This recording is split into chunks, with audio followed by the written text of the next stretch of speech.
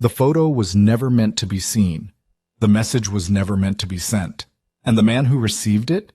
He was never supposed to knock on her door. Alina Cross thought she was reclaiming her power with one reckless click. Instead, she opened a door to a world of danger, obsession, and a man who sees through every wall she's ever built. What starts as a mistake becomes a choice. What begins in fear becomes something she can't walk away from, even when staying might cost her everything. Stay with me until the end, hit that like button, and comment what city you're watching from so I can see how far this story travels. The bathroom mirror was unforgiving. Alina Cross stared at her reflection under the harsh fluorescent light. Mascara smudged beneath red-rimmed eyes, her hair a tangled mess from hours of crying into her pillow. 28 years old, and she looked like she'd aged a decade in a single night. The breakup wasn't just painful, it was humiliating. Lucas Hale hadn't just ended things. He'd done it in front of their friends at her birthday dinner, announcing to the table that he needed space to find himself before walking out with the waitress who'd been serving their appetizers. 3 years. 3 years of her life handed to a man who couldn't even wait until they got home to destroy her. Alina's phone sat on the sink counter, face up, taunting her with its silence. No apology text, no "I made a mistake" call. Nothing. Just the group chat blowing up with messages from friends who'd witnessed her public dismantling, their pity dripping through every word. "Are you okay? Do you need anything? He's such a jerk. You deserve better." She didn't want their sympathy. She wanted to feel something other than small, other than discarded, other than the pathetic girl who'd given everything to someone who valued her less than a stranger with a pretty smile. The wine bottle on the counter was half empty, or half full, depending on whether you were an optimist. Tonight, Alina was neither. She was just numb, floating in that dangerous space between reckless and broken, where bad decisions felt like the only way to prove she still existed. Her phone buzzed, another message in the group chat. She grabbed it, ready to mute the whole conversation, when she caught sight of herself in the mirror again. The silk robe she wore, the expensive one Lucas had bought her for Christmas, hung open, revealing the black lace underneath. Lingerie she'd purchased for an anniversary that would never come. Something shifted in her chest. Not sadness, not anger, something sharper. Screw this. The thought arrived fully formed, wrapped in wine-soaked defiance. If Lucas could walk away without a second glance, if he could make her feel invisible, then she'd remind herself, and him, that she was anything but. Alina adjusted the robe, letting it slip further off one shoulder. She angled her phone, capturing the curve of her collarbone, the shadow of lace, the defiant tilt of her chin. Nothing explicit. Just enough to say, "Look what you walked away from." Just enough to feel powerful again, even if only for a moment. She took the photo, looked at it, deleted it, took another. This one was better, mysterious, confident, the kind of image that belonged to a woman who knew her worth. Her thumb hovered over the screen. Send it to Lucas? No. That gave him too much power. Post it online? God, no. Her mother would have a heart attack. Then what?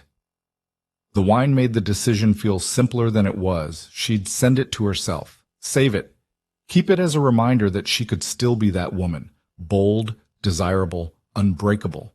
A private rebellion against the voice in her head that whispered she wasn't enough. Alina opened her messages, scrolling to find her own contact, her vision slightly blurred from tears and Cabernet.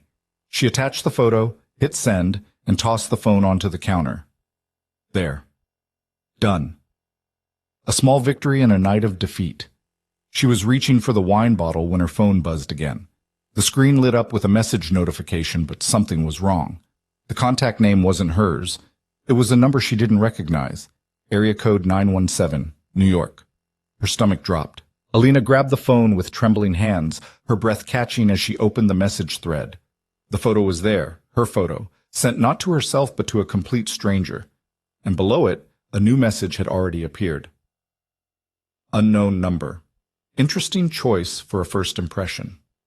Who is this? No, no, no, no!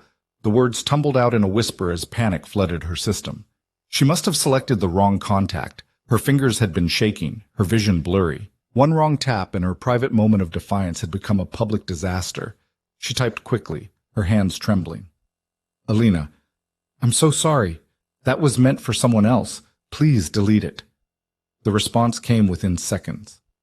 Unknown number. I don't think you meant to send it to anyone, but I'm not complaining. Heat rushed to her face. Not embarrassment alone, but something darker. Anger. Who was this person? And why were they toying with her? Alina, please, I made a mistake. Just delete it and forget this happened. 3 dots appeared, indicating he was typing. They lingered for what felt like an eternity before the message came through. Unknown number. Everyone makes mistakes. Some are more interesting than others. What's your name? Her heart hammered against her ribs. She should block the number. End this before it became something worse. But a part of her, the same reckless part that had taken the photo in the first place, wanted to know who was on the other end, wanted to understand how this stranger could sound so calm, so controlled when she was falling apart. Alina, that's none of your business. Unknown number. Fair enough. Then let me ask a different question. Are you safe? The question caught her off guard. Not are you single? Or can I see more? But are you safe? As if he could sense through the pixels and silence that she was drowning. Alina, why do you care? Unknown. Number. Because someone who sends a photo like that to a stranger isn't doing it from a place of strength. They're doing it from a place of pain. I recognize the difference. Alina's breath hitched. She set the phone down, pressing her palms against the cool marble counter. This wasn't happening. This stranger, whoever he was, couldn't possibly read her that clearly through a single photo and a few text messages. But he had. Alina, you don't know anything about me. Unknown. Number. I know enough. I know you're hurt. I know you're trying to feel powerful again. And I know that whoever drove you to this moment doesn't deserve you. Tears pricked her eyes, hot and unwelcome. She blinked them back, her jaw tightening. Alina, stop.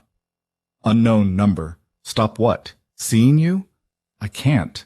You sent me a glimpse of something real, and now I'm curious. Alina, this conversation is over. She moved to block the number, her finger hovering over the screen, when another message appeared.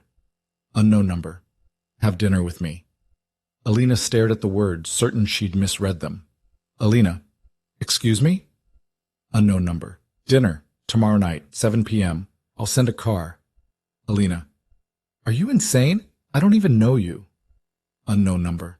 Then get to know me. You took a risk tonight. Take another one. Alina, no. Unknown number. Why not? Alina, because you're a stranger who could be anyone, a creep, a liar, dangerous. Unknown. Number, all true.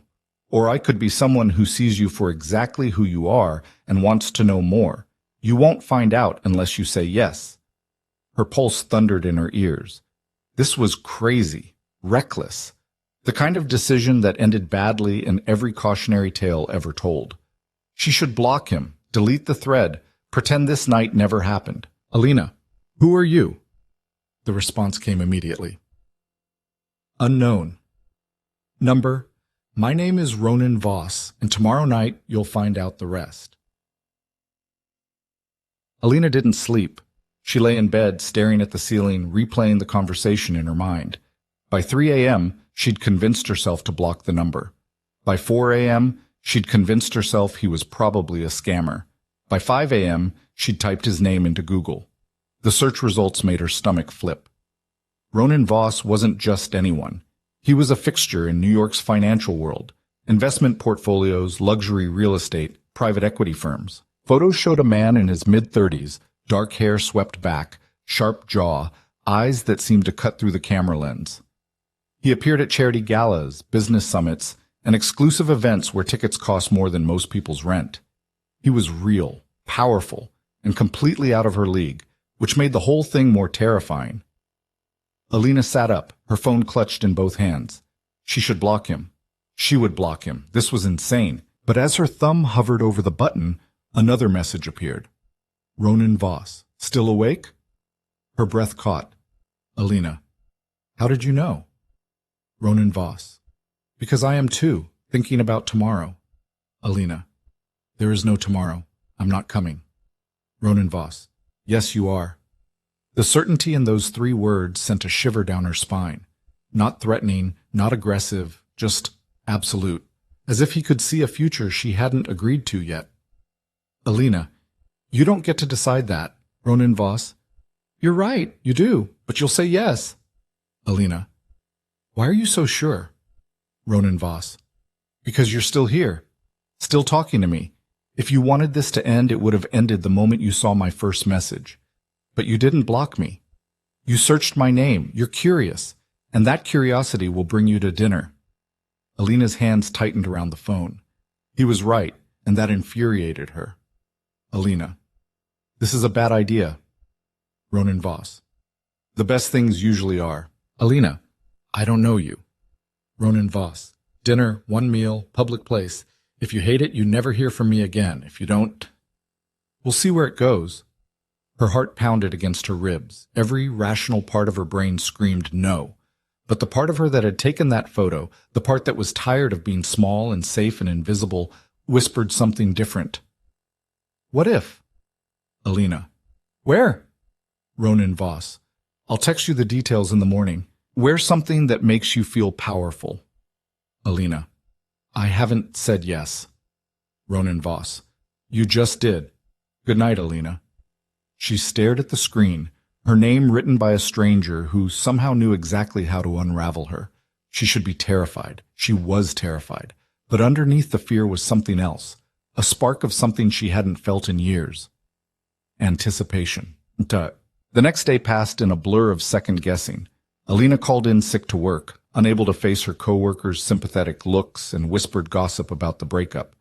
She spent the morning pacing her apartment, convincing herself she wouldn't go, then pulling dresses out of her closet just in case. At noon, a message arrived. Ronan Voss, Aurelio, 7 p.m. The reservation is under my name.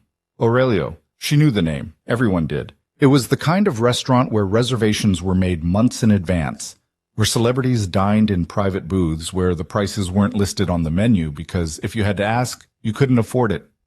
Alina, I can't afford to eat there. Ronan Voss, you're my guest. Everything is taken care of. Alina, that's not the point. Ronan Voss, then what is? She stared at the question, unsure how to answer. What was the point? That this felt too big, too fast, too impossible? That men like Ronan Voss didn't invite women like her to dinner at Aurelio? Alina, why me? The response took longer this time. Ronan Voss, because in a single photo, you showed me more truth than most people reveal in a lifetime. That's rare. And I want to know what else you're hiding. Alina's chest tightened. She set the phone down, pressing her hands against her face. This was insane. She didn't do things like this. She didn't go to dinner with strangers, didn't trust men who spoke in riddles and certainties. But Lucas had been safe, predictable, and he'd left her in pieces. Maybe it was time to stop being safe. At 6 p.m., she stood in front of her mirror, smoothing down the black dress she'd chosen. Simple, elegant, with just enough edge to match the version of herself she wanted to be tonight. Her hands trembled as she applied lipstick, her mind racing with 1,000 reasons to cancel. Then her phone buzzed. Ronan Voss. The car is waiting downstairs. Her heart stopped. What? She rushed to the window, pulling back the curtain. Sure enough, a black town car idled at the curb below, sleek and expensive, completely out of place on her modest street. Alina, you sent a car to my apartment. How do you know where I live? Ronan Voss. You're not the only one who can use Google. Are you coming down or should I come up? Panic flared in her chest. He wouldn't. Would he? Alina, don't you dare. Ronan Voss. Then don't keep me waiting. She grabbed her purse, her mind screaming at her to stay inside, lock the door, block his number, and pretend this whole thing never happened. But her feet carried her to the elevator, then through the lobby, then out into the cool evening air where the driver stood waiting, holding the door open. Miss Cross, he said with a polite nod. She hesitated, every instinct telling her to run. But the driver's expression was patient, professional, entirely unthreatening. And somewhere in the back of her mind, that reckless voice whispered again, what if? Alina slid into the back seat, and the door closed behind her with a soft, final click. What? Aurelio was everything she'd imagined and more. Warm lighting, soft music, tables spaced far enough apart to create the illusion of privacy. The host greeted her by name, leading her through the restaurant with the kind of deference reserved for people who mattered. Ronan Voss was already seated. He rose as she approached, and the photos hadn't done him justice. Tall, broad-shouldered, dressed in a perfectly tailored suit that probably cost more than her rent. But it was his eyes that stopped her, dark, intelligent, and fixed on her with an intensity that made her breath catch. Alina. Her name sounded different in his voice. Not casual, not familiar. Something else entirely. Ronan. She forced herself to stay calm, to ignore the way her pulse spiked as he pulled out her chair. You came, he said, settling back into his seat across from her. I'm still deciding if that was a mistake. A faint smile tugged at the corner of his mouth. Fair enough.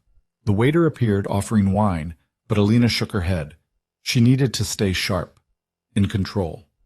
Ronan ordered sparkling water for both of them, his attention never leaving her face. You're nervous, he observed.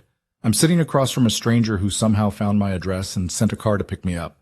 Nervous seems reasonable. True, but you're here anyway. Curiosity, she said. Not trust. I'll take it. He leaned back, studying her with that same unnerving intensity. Tell me about the photo. Heat rushed to her cheeks. No. Why not? Because it's humiliating. There's nothing humiliating about being human, Alina, about feeling pain and wanting to fight back against it. She looked down at the table, her jaw tight. You don't know what you're talking about. Then tell me. Why do you care? Because you interest me. You don't even know me. Not yet. His gaze didn't waver. But I want to. Alina met his eyes, searching for the game, the angle, the trap. But all she found was honesty, blunt, unfiltered, and far more dangerous than any lie. My boyfriend dumped me, she said finally, the words bitter on her tongue. Publicly. At my birthday dinner, in front of everyone I care about. I went home, drank too much wine, and did something stupid to feel less invisible. Ronan's expression didn't change, but something shifted in his eyes. Not pity, something sharper. His loss, he said simply. You don't know that. I do. He leaned forward, his voice dropping. Because any man who could walk away from you is either a fool or a coward. Probably both. The words landed like a physical touch, unexpected and undeniable. Alina's throat tightened. You don't know me well enough to say that. I know enough. His gaze held hers. I know you took a risk tonight. I know you're scared. And I know you're here anyway, which tells me more about your strength than anything else could. She wanted to look away, to deflect, to hide behind sarcasm or indifference. But something in his voice made that impossible. Why did you ask me here, Ronan? Because I wanted to meet the woman who could bare her soul in a single photo, and because I haven't been able to stop thinking about you since the moment that message came through. That's insane. You don't know anything about me. Then let me learn. The waiter returned, and the conversation shifted to safer ground. Food, wine, the city. But underneath it all, the tension remained, coiling tighter with every glance, every carefully chosen word. Ronan was unlike anyone she'd ever met. He didn't fill silences with empty chatter. He listened, truly listened, as if every word she spoke mattered. And when he spoke, it was with a precision that felt intentional, calculated, yet somehow still genuine. What do you do? She asked, trying to ground the conversation in something concrete. Investments, real estate, businesses that need restructuring. That's vague. It's accurate. And evasive. His smile returned, faint but real. I buy things that are broken and make them valuable again. Things or people? Both, if they'll let me. A chill ran down her spine, but not from fear, from recognition. Because she was broken, wasn't she? Shattered by Lucas, by her own insecurities, by the weight of feeling like she'd never be enough. And Ronan saw it. All of it. I'm not a project, she said quietly. I never said you were. He leaned forward, his voice steady. but I think you've spent so long letting other people define your worth that you've forgotten how to see it yourself. And I'd like to remind you. Tears pricked her eyes, unbidden and unwelcome. She blinked them back, her hands tightening around her water glass. Why? Because you deserve it. The simplicity of the statement broke something loose inside her, not all at once, but enough to crack the walls she'd built. Dinner continued and the conversation flowed easier. Ronan asked about her work, graphic design for a small firm, and listened as she talked about projects she'd loved and clients who'd driven her crazy. He asked about her photography, the hobby she'd abandoned years ago, and something in his expression shifted when she admitted she missed it. Why did you stop? He asked. Because Lucas said it was a waste of time, that I should focus on my career. And you listened. I thought he was right. He wasn't. The certainty in his voice left no room for argument. By the time dessert arrived, Alina realized she'd been talking for over an hour. About herself, about her dreams, about things she hadn't shared with anyone in years. And Ronan had listened to every word, his attention never wavering. Your turn, she said finally. Tell me about you. What do you want to know? Everything. You know my entire life story now. It's only fair. He smiled, but it didn't reach his eyes. My life isn't as interesting as you think. I doubt that. I grew up in Brooklyn, worked my way through school, built my company from nothing, and now I spend most of my time fixing other people's mistakes. That's the Wikipedia version. I want the real one. His jaw tightened just slightly. The real version isn't dinner conversation. Why not? Because it involves choices I'm not proud of, risks that didn't always pay off, and a past I'd rather leave behind. Alina studied him, seeing for the first time the cracks beneath the polished surface. Ronan Voss wasn't just powerful. He was guarded, and that made him far more human than she'd expected. Everyone has a past, she said softly. It doesn't define who you are now. Doesn't it? Not unless you let it. Something flickered in his eyes, surprise, maybe, or recognition. He reached across the table, his hand covering hers. The touch was warm, deliberate, and it sent electricity racing up her arm. You're not what I expected, he said. Neither are you. Good. They sat like that for a moment, the restaurant fading into background noise. And for the first time since Lucas had walked away, Alina felt seen. Not as someone's girlfriend, not as someone's failure, just as herself. The car ride home was quiet. Ronan sat beside her in the back seat, close enough that she could feel the heat radiating from his body, but not touching. The city lights blurred past the windows, and Alina's mind raced with everything that had happened, everything he'd said. Thank you, she said finally. For tonight. You don't need to thank me. I do. I almost didn't come. I know. He turned to look at her, his expression unreadable. But you did. That took courage. Or stupidity. Sometimes they're the same thing. The car pulled up in front of her building, and the driver cut the engine. Alina reached for the door handle, but Ronan's voice stopped her. Alina. She turned back, her breath catching at the intensity in his gaze. This doesn't have to end here, he said. I know. Do you want it to? The question hung in the air between them, weighted with possibility and danger in equal measure. She should say yes, should walk away before this became something she couldn't control. But the truth was, she didn't want to, not yet. No, she whispered. A slow smile spread across his face, and he reached out, tucking a strand of hair behind her ear. The gesture was gentle, intimate, and it made her heart race. Good, he said. Because neither do I.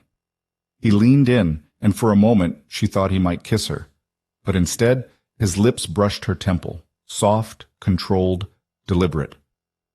Good night, Alina. She stepped out of the car, her legs unsteady, her mind spinning. The driver pulled away and she stood on the sidewalk, watching the taillights disappear into the night. Her phone buzzed. Ronan Voss. Sleep well. I'll see you soon. Alina looked up at her apartment building, then back at her phone. She'd gone to dinner with a stranger. She'd let him into her life, her thoughts, her carefully guarded vulnerabilities. And the terrifying part? She wanted to do it again. The next morning, flowers arrived at her office. A massive bouquet of white roses, elegant and understated, with a card that read simply, "Thank you for taking the risk. R." Her coworkers stared, whispering among themselves, but Alina barely heard them. She pulled out her phone, her hands trembling. "Alina, the flowers are too much." Ronan Voss. "They're not enough." Alina. "Ronan." Ronan Voss. "Dinner, tonight. My place this time." Her heart stopped. Alina. "That's moving fast. Ronan Voss. We don't have to move at all, but I'd like to cook for you. Show you something real." Alina. "Your place feels intimate." Ronan Voss. "It is. But so was last night, and you trusted me then." She bit her lip, her mind at war with itself. Going to his apartment was different, dangerous. It crossed a line she wasn't sure she was ready to cross. But the memory of his voice, his touch, the way he'd looked at her like she was the only person in the room, it made her want to be reckless again. Alina. "What time?" Ronan Voss. 7. I'll send the address." Alina. "No car this time. I'll take a cab." Ronan Voss. "Fair enough. I'll be waiting." Alina set down her phone, her pulse racing. She was doing this, actually doing this. And whether it was courage or stupidity, she couldn't bring herself to care. Tan. Ronan's apartment was in Tribeca, on the top floor of a building that screamed wealth and exclusivity. The doorman greeted her by name, directing her to a private elevator that required a key to operate. When the doors opened directly into his penthouse, Alina's breath caught. Floor-to-ceiling windows overlooked the city, the skyline glittering like scattered diamonds. The space was modern, minimalist, with clean lines and dark wood. Everything about it screamed control, precision, power. Ronan stood in the kitchen, sleeves rolled up, a faint smile on his face as he looked up from the stove. "You came," he said. "You sound surprised." "Not surprised. Grateful." He moved toward her, and Alina's heart hammered in her chest. He looked different here, less polished, more human. The suit jacket was gone, replaced by a simple white shirt that clung to his shoulders in a way that made her mouth go dry. "This place is incredible," she said, trying to focus on something other than the way he was looking at her. "It's home." He gestured toward the windows. "Come see the view." She followed him, and the city spread out before them, vast and endless. For a moment they stood in silence, and Alina felt the weight of the world fall away. "I'm making pasta," Ronan said, breaking the quiet. "Nothing fancy? I hope that's okay." "It's perfect." She followed him back to the kitchen, watching as he moved with the same precision he brought to everything else. He handed her a glass of wine, and she sipped it slowly, her nerves settling into something warmer. "Can I help?" she asked. "You can keep me company." They fell into an easy rhythm, Ronan cooking, Alina asking questions, the conversation flowing as naturally as it had the night before. He told her about his first apartment, a cramped studio in Brooklyn where the heat barely worked. She told him about her childhood in Vermont, the small town where everyone knew everyone's business. And slowly, the walls between them came down. Dinner was simple but delicious, and they ate at the island, their knees brushing beneath the counter. Ronan poured more wine, and Alina felt herself relaxing, the tension of the past few days melting away. "Why me?" she asked again, the question she couldn't stop asking. Ronan set down his glass, his gaze steady. "Because you're real. In a world full of people pretending to be something they're not, you showed me the truth, even if you didn't mean to. That photo was a mistake. Maybe, but it led you here. And I don't think that's a mistake at all." Her chest tightened, and she looked away, unable to hold his gaze. "I don't know what I'm doing," she admitted. It scares me." "Good." He reached out, tilting her chin up so she had to meet his eyes.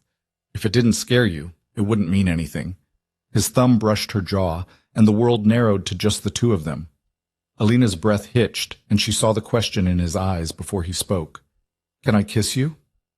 The words hung in the air, and Alina realized she'd been waiting for them since the moment she walked in. "Yes." Ronan closed the distance, his lips capturing hers in a kiss that was both gentle and consuming. His hand cupped her face, and she leaned into him, her fingers curling into his shirt as the world fell away. When they finally pulled apart, her heart was racing, her breath unsteady. "Stay," he whispered against her lips. And for the first time in her life, Alina didn't hesitate. "Okay." Alina woke to sunlight streaming through unfamiliar windows and the scent of coffee drifting from somewhere beyond the bedroom door. For a disorienting moment, she couldn't remember where she was. Then the events of the previous night came rushing back. The kiss, the way Ronan's hands had tangled in her hair, the decision to stay that had felt both terrifying and inevitable.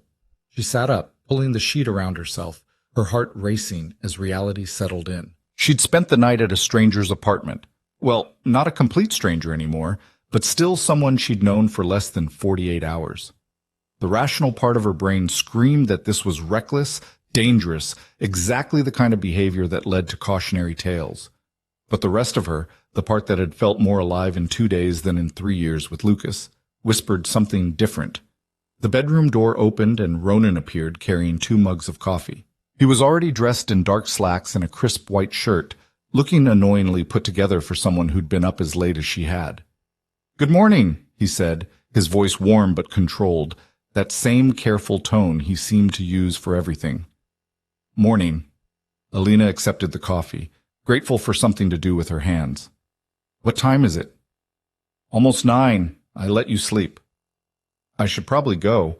I have work. I called your office, told them you were feeling unwell and wouldn't be in today." Her head snapped up. "You did what?" "Relax. I didn't identify myself. Just said I was calling on your behalf." He sat on the edge of the bed, close enough that she could smell his cologne. "You needed rest, and I wanted you to stay." Alina didn't know whether to be angry or touched. "You can't just make decisions for me, Ronan." "You're right. I apologize." But he didn't look particularly sorry. "Will you stay anyway?" She should say no. Should gather her things, call a cab, and put some distance between herself and whatever this was becoming. But the coffee was perfect, exactly the right amount of cream, and the way he looked at her made her feel like the most important person in the world. "One condition," she said finally. "What's that?" "You tell me something real, about you, not the sanitized version you give at dinner parties." Ronan's expression shifted, something guarded sliding behind his eyes. He stood, walking to the window, his back to her as he looked out over the city. "What do you want to know?" "Why you really do what you do, buying broken things and fixing them. There's a story there." Silence stretched between them, and Alina wondered if she'd pushed too hard. Then Ronan spoke, his voice quieter than she'd ever heard it. "My father lost everything when I was 16. Bad investments, worse decisions, and partners who took advantage of his trust. We went from comfortable to destitute in less than a year." He paused, his shoulders tight. "He killed himself 6 months later. Left a note saying he couldn't live with the failure." Alina's chest constricted. "Ronan, I'm sorry." "Don't be. It taught me everything I needed to know. That trust is a weakness, that people will take everything you have if you let them, and that the only way to survive is to be smarter, harder, and more ruthless than everyone else." He turned back to face her, and the vulnerability she'd glimpsed was gone, replaced by that familiar control. "So yes, I fix broken things, because I know what it's like to be shattered, and I make sure I'm never in that position again." Alina set down her coffee, her throat tight. "Is that why you're alone?" "Who says I'm alone?" "This apartment. It's beautiful, but it's empty. No photos. No personal touches. It's like a hotel room where someone's staying temporarily." His jaw tightened. "Maybe that's intentional. Or maybe you're so afraid of being broken again that you don't let anyone close enough to matter." The words hung in the air, sharper than she'd intended. Ronan stared at her, and for a moment she thought he might ask her to leave. Then something in his expression cracked. "You see too much," he said quietly. "So do you. That's why we're here." He crossed back to the bed, sitting beside her, his hand finding hers. "I don't know how to do this, Alina. The casual thing, the slow build. I see what I want, and I take it." "And what do you want?" His gaze locked onto hers, intense and unwavering. "You. But not just for a night, not just until the novelty wears off. I want all of it." Her breath caught. "That's insane. You barely know me." I know enough. I know you're stronger than you think. I know you hide behind insecurities that have no basis in reality. And I know that when you let yourself be real, you're the most captivating person I've ever met. Ronan, I'm not asking you to decide right now, but I need you to understand what this is. I don't do halfway. If you're in, you're all in, and so am I. Alina's heart hammered against her ribs. This was too much, too fast, too intense. But looking into his eyes, seeing the raw honesty there, she couldn't bring herself to run. I'm scared, she whispered. Good. So am I. He lifted her hand, pressing a kiss to her knuckles. But I'd rather be scared with you than safe without you. The declaration should have sent her fleeing. Instead, it anchored her. Okay, she said, the word barely audible. Okay? I'm in. Whatever this is, I'm in. The smile that spread across Ronan's face was genuine, unguarded, and it transformed him completely. He pulled her close, and she melted into him, breathing in his scent, feeling the steady beat of his heart against her cheek. For the first time in longer than she could remember, Alina felt safe. The days that followed blurred together in a haze of stolen moments and late-night conversations. Ronan had business to attend to, meetings, calls, the endless machinery of his empire.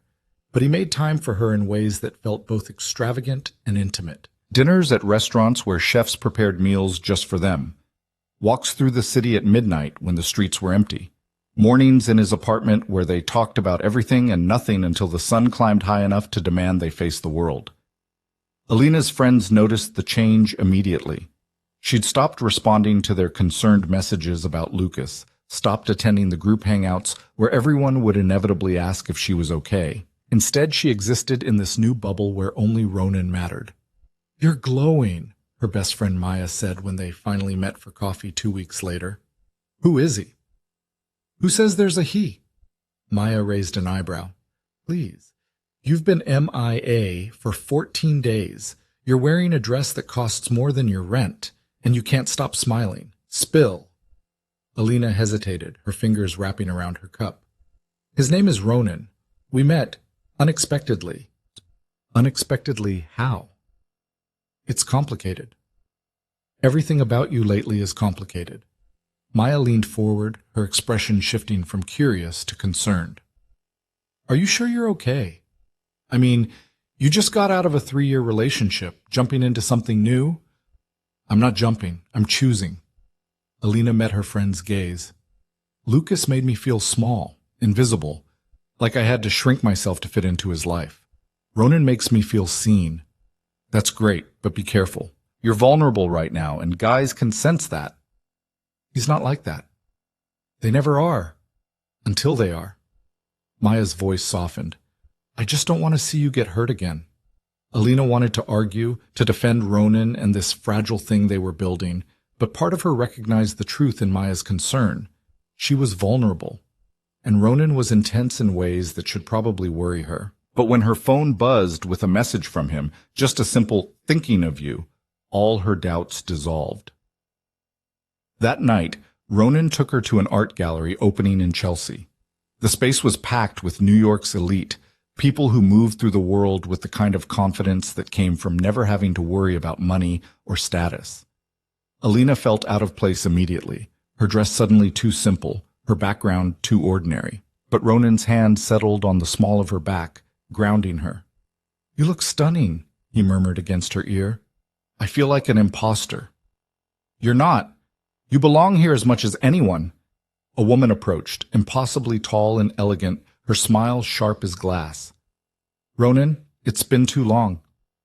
Victoria. His voice was polite but distant. Good to see you.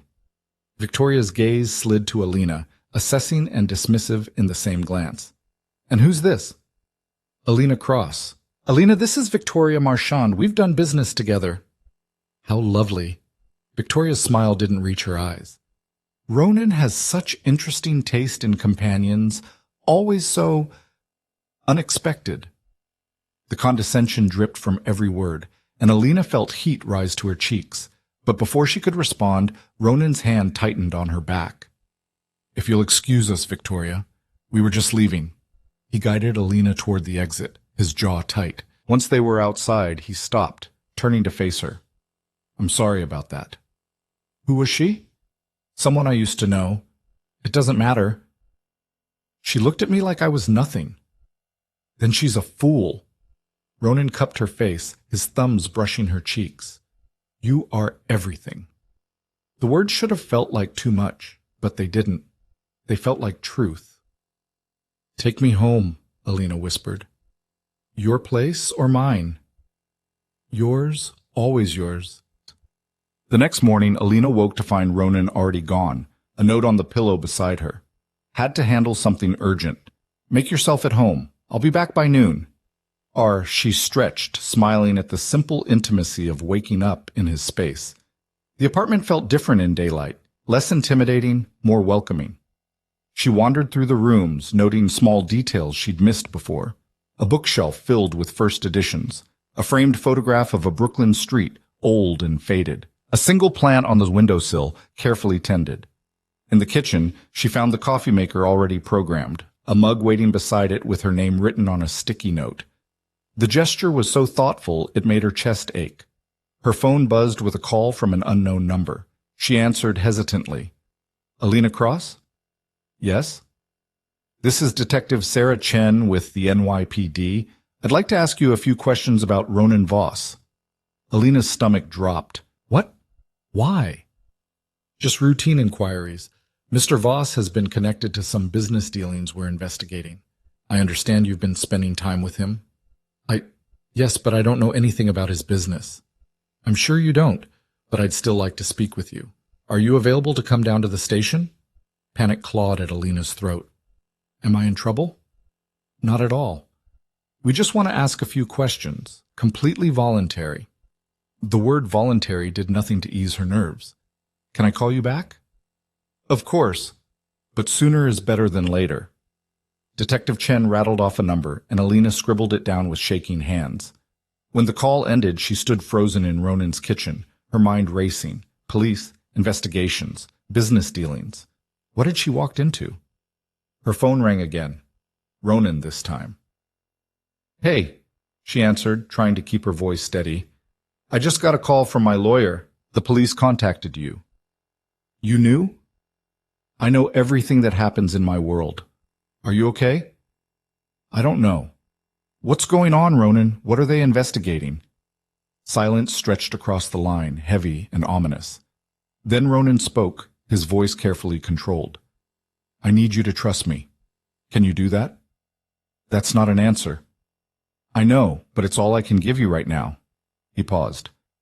Don't talk to them without a lawyer present. I'm sending someone to you. Ronan, you're scaring me. I'm protecting you. There's a difference. His voice softened. I'll explain everything when I get home. I promise. The call ended, and Alina sank onto the couch, her mind spinning. She should leave, should pack her things and walk away before this became something she couldn't escape. But even as the thought formed, she knew she wouldn't. Because whatever Ronan was involved in, whatever shadows lurked in his past, she was already in too deep to turn back. An hour later, a woman in an expensive suit appeared at the door, introducing herself as Jennifer Kwan, attorney at law. Mr. Voss asked me to accompany you if you choose to speak with the police, Jennifer said, her manner brisk and professional. But my advice? Don't. You have no obligation to answer their questions, and anything you say could be used against him. Used against him for what? Jennifer's expression remained neutral. I'm not at liberty to discuss the details of Mr. Voss's legal matters, but I can tell you that cooperating with law enforcement at this stage would be unwise. Alina felt like she was drowning. What has he done? Nothing illegal, to my knowledge, but perception matters as much as reality in these situations. Jennifer handed her a business card. If the police contact you again, call me immediately. Don't say anything without representation. After Jennifer left, Alina paced the apartment, her anxiety building with every passing minute. She tried calling Ronan, but it went to voicemail, tried distracting herself with television, but couldn't focus. The walls felt like they were closing in. When the door finally opened at 1:30, she spun around, relief and anger warring in her chest. Where have you been? Ronan closed the door, his expression weary. Dealing with a situation. What situation? What are the police investigating? He crossed to the bar, pouring himself a drink. One of my companies is under scrutiny for potential financial irregularities. It's a competitor trying to sabotage me. Nothing will come of it. Then why did they want to talk to me? To rattle me. To make me doubt the people around me. He downed the whiskey, then poured another. It's a pressure tactic. Alina's hands clenched into fists. You should have told me, before I got a call from a detective, before I had a lawyer show up at your door. I was trying to protect you. By keeping me in the dark? By keeping you out of it entirely. His voice rose, the control slipping for the first time. Do you have any idea what these people are capable of? They'll use anyone close to me as leverage. I didn't want you involved. Well, I am involved. The second I said yes to dinner, the second I stayed the night, I became involved. Ronan set down his glass, running a hand through his hair. When he spoke again, his voice was quieter, strained. I never wanted to put you in this position. Then maybe you shouldn't have pursued me. The words came out harsher than she intended, but she didn't take them back. Because the truth was settling in now. Ronan's world wasn't just wealthy and powerful. It was dangerous, and she'd walked into it blindly. You're right, he said finally. I shouldn't have. It was selfish. Is that what I am to you, a selfish choice? No. He crossed to her, his hands framing her face. You're the first thing that's felt right in years, but that doesn't change the fact that being with me comes with risks. What kind of risks? His jaw tightened. The kind I can handle, as long as you trust me. How can I trust you when you won't tell me the truth? Because the truth is ugly and complicated, and I don't want it to touch you. Alina pulled back, her chest tight. I'm not some fragile thing you need to protect, Ronan. If we're really doing this, if you meant what you said about being all in, then you need to stop treating me like I can't handle reality. He stared at her, something shifting in his expression. Then he nodded, once, sharp and decisive. Sit down. Alina sank onto the couch, her heart pounding. Ronan sat across from her, his elbows on his knees, his hands clasped. I've made a lot of money doing things that exist in gray areas, not illegal, but not exactly clean. Restructuring companies sometimes means liquidating assets that people depend on. Acquiring properties sometimes means displacing people who can't afford to fight back. I've built an empire on being smarter and more ruthless than everyone else. He met her gaze. And I've made enemies. Powerful ones. People who would love nothing more than to see me fall. Why are you telling me this? Because you deserve to know what you're walking into. This isn't just about wealth or power. It's about control. And when you challenge powerful people, they push back. Alina's throat felt tight. What do they want from you? To see me broken, or better yet, destroyed. His voice was flat, emotionless. The investigation is just the beginning. They'll dig into everything, my business, my past, the people I care about. And if they find leverage, they'll use it. And I'm leverage now. Yes. The single word landed like a punch. Alina stood pacing to the window, her mind racing. She should leave. This was exactly the kind of toxic situation Maya had warned her about. But even as the thought formed, she couldn't bring herself to move. I won't be used against you, she said quietly. I won't let them. You can't control everything, Ronan. No, but I can control this. He stood, crossing to her. If you want out, I'll understand. I'll make sure you're protected, that nothing touches you. You can walk away, and it ends here. Alina turned to face him, her heart pounding. Is that what you want? What I want is irrelevant. This is about what's safe for you. Answer the question. His hands clenched at his sides. No, it's not what I want, but I won't trap you in something that could hurt you. She studied his face, seeing the war raging behind his eyes. The man who wanted to protect her, the man who wanted to keep her, the man who was terrified of both. I'm not leaving, she said. Alina, I'm not. She stepped closer, her hands settling on his chest. I'm scared, and this is insane, but I'm not walking away. Ronan's arms wrapped around her, pulling her close. You should. Probably, but I'm not known for making smart decisions lately. A rough laugh escaped him, and he buried his face in her hair. What am I going to do with you? Keep me safe. Keep me close, and stop lying to me. I can do that. They stood like that for a long moment, holding on to each other as if letting go would mean losing everything. And maybe it would. But Alina had made her choice. She was all in. The weeks that followed were a strange dance between normalcy and tension. Ronan threw himself into damage control, meetings with lawyers and PR specialists filling his days. Alina returned to work, though she found it hard to focus knowing that somewhere people were investigating the man she was falling for. The media caught wind of the story, tabloid headlines screaming about financial misconduct and shady dealings.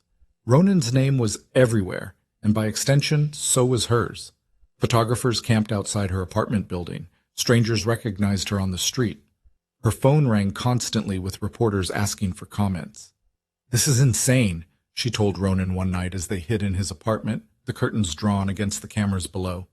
"It'll pass. These things always do." "And if it doesn't, then we deal with it." He pulled her close, together. But the pressure was building, cracks forming in their fragile foundation. Ronan became more withdrawn, spending hours locked in his office, emerging only to collapse into bed beside her. Alina tried to give him space, but the distance felt like a chasm widening between them. One night she confronted him. "Talk to me." "There's nothing to talk about." "Don't do that. Don't shut me out." Ronan's jaw tightened. "I'm trying to protect you." "By pushing me away? By keeping you separate from this mess?" "I'm already part of it, Ronan. You can't protect me by pretending I'm not." He stood, pacing to the window. "They're going after my company. If this investigation gains traction, I could lose everything. I don't care about the money." "It's not about the money. It's about what I've built, what I've fought for." His voice cracked.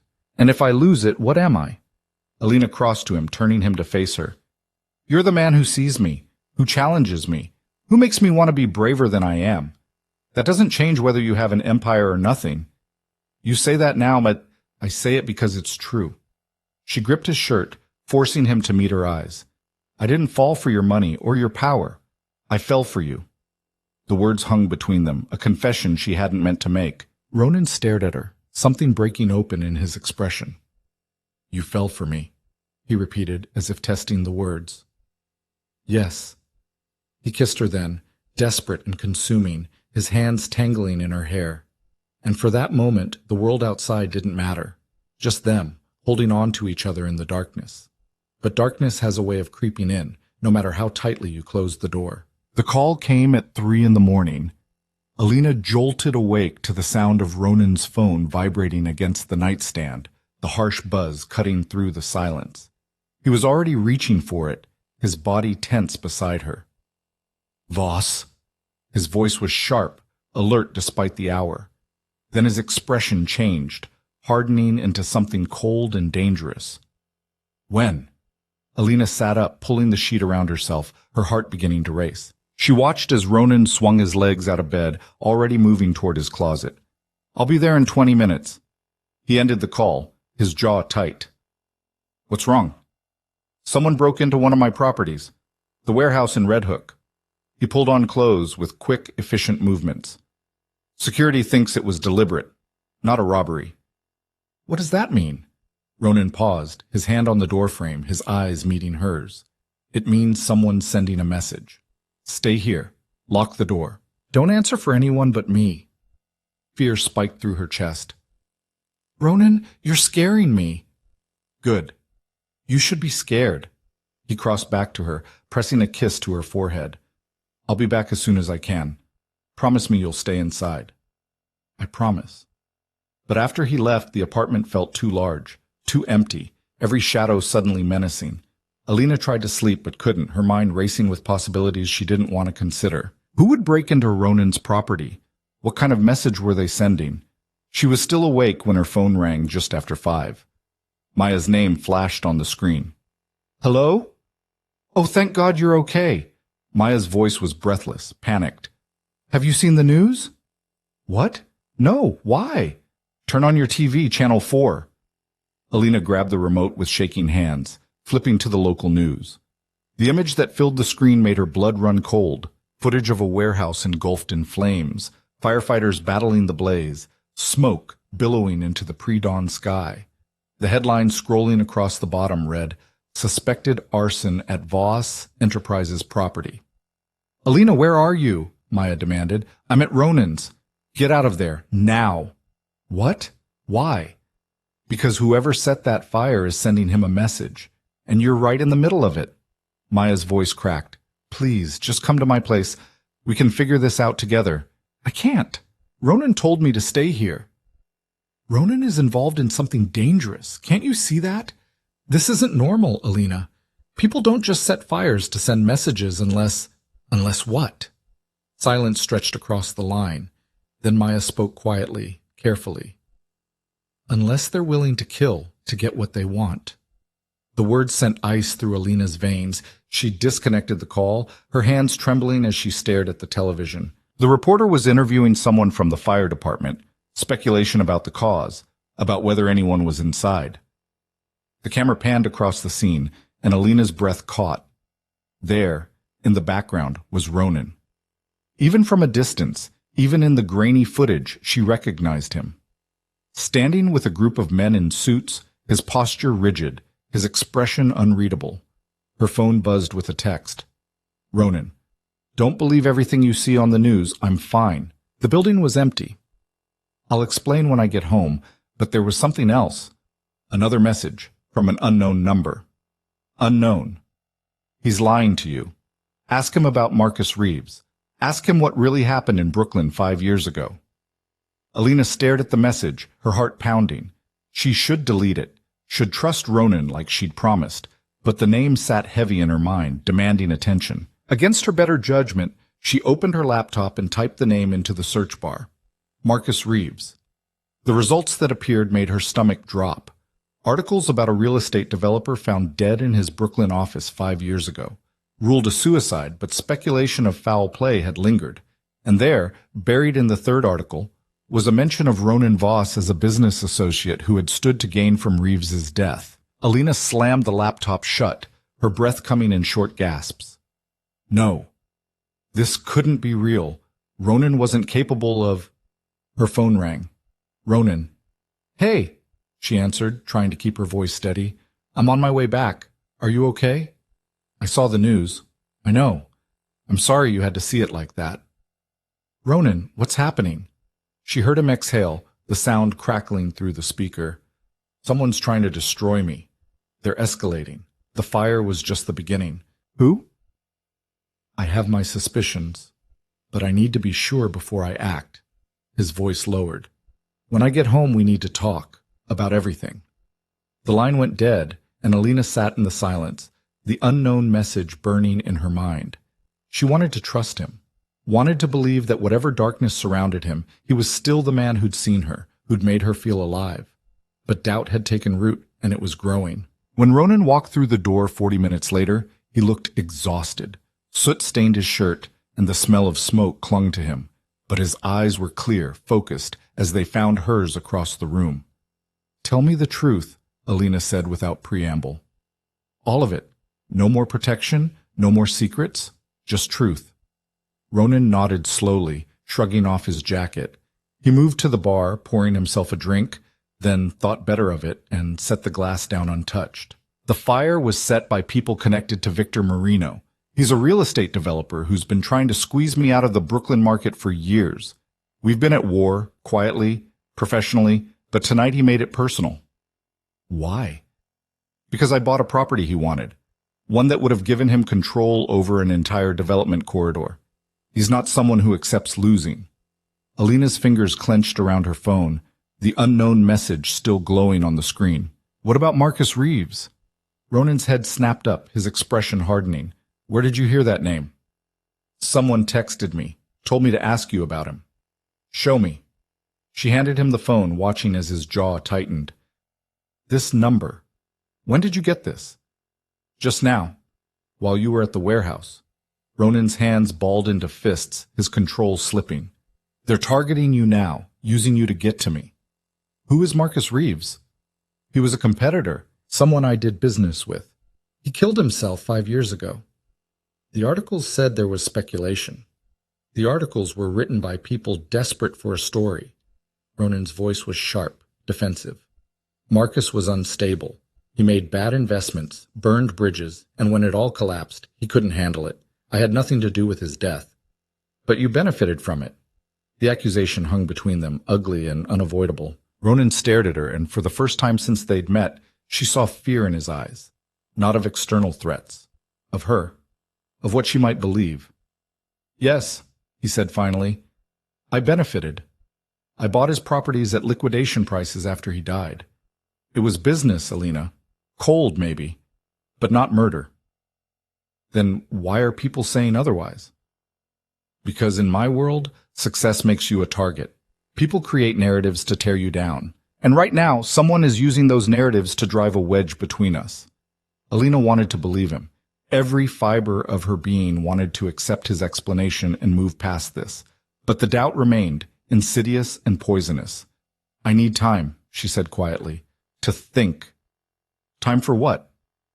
To figure out if I can really do this. If I can be with someone whose life comes with this much darkness. Ronan's face went pale. You're leaving. I don't know. Maybe. I can't breathe right now, Ronan. Everything is happening too fast and I don't know what's real anymore. He crossed to her, his hands framing her face. This is real. You and me. Everything else is noise. It's not noise when someone sets your building on fire. It's not noise when I get threatening messages. It's not noise when your past keeps bleeding into our present. I can protect you. That's not the point, her voice broke. I don't want to need protection. I don't want to live in fear, and I don't want to be the weakness someone uses against you. You're not a weakness. You're the only thing keeping me sane. Tears spilled down her cheeks, hot and unwanted. What if that's not enough? Ronan pulled her close, his arms wrapping around her like he could shield her from the world. It has to be, because I can't lose you. They stood like that, holding each other as the sun rose over the city, painting the sky in shades of gold and red. And Alina knew, deep in her bones, that whatever choice she made would change everything. The decision came 3 days later. Alina had gone back to her own apartment, needing space to think without Ronan's presence clouding her judgment. He'd respected her request, though his messages came regularly, never demanding, just reminders that he was there, waiting. She was sitting on her couch, staring at her laptop, when the knock came. Firm, insistent, official. Through the peephole, she saw Detective Chen and another officer she didn't recognize. Miss Cross, we'd like to ask you a few questions.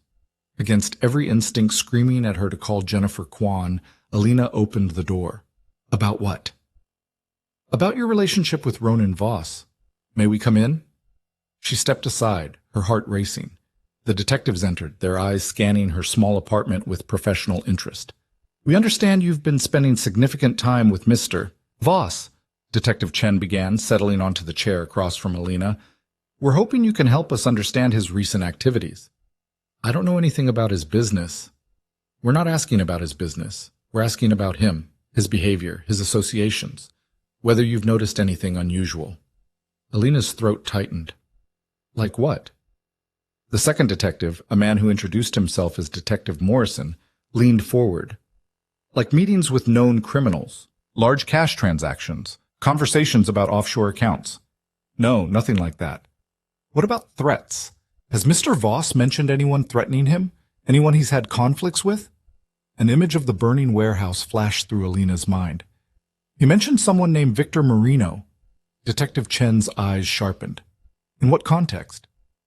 He said Marino was a competitor, that they'd had disagreements about properties. Did he say anything else about how he planned to handle those disagreements? Alina hesitated, the weight of the question pressing down on her. She could tell them about the fire, about Ronan's suspicions, but that felt like betrayal, like crossing a line she couldn't uncross. No, just that it was business. Detective Morrison pulled out a folder, sliding several photographs across the coffee table.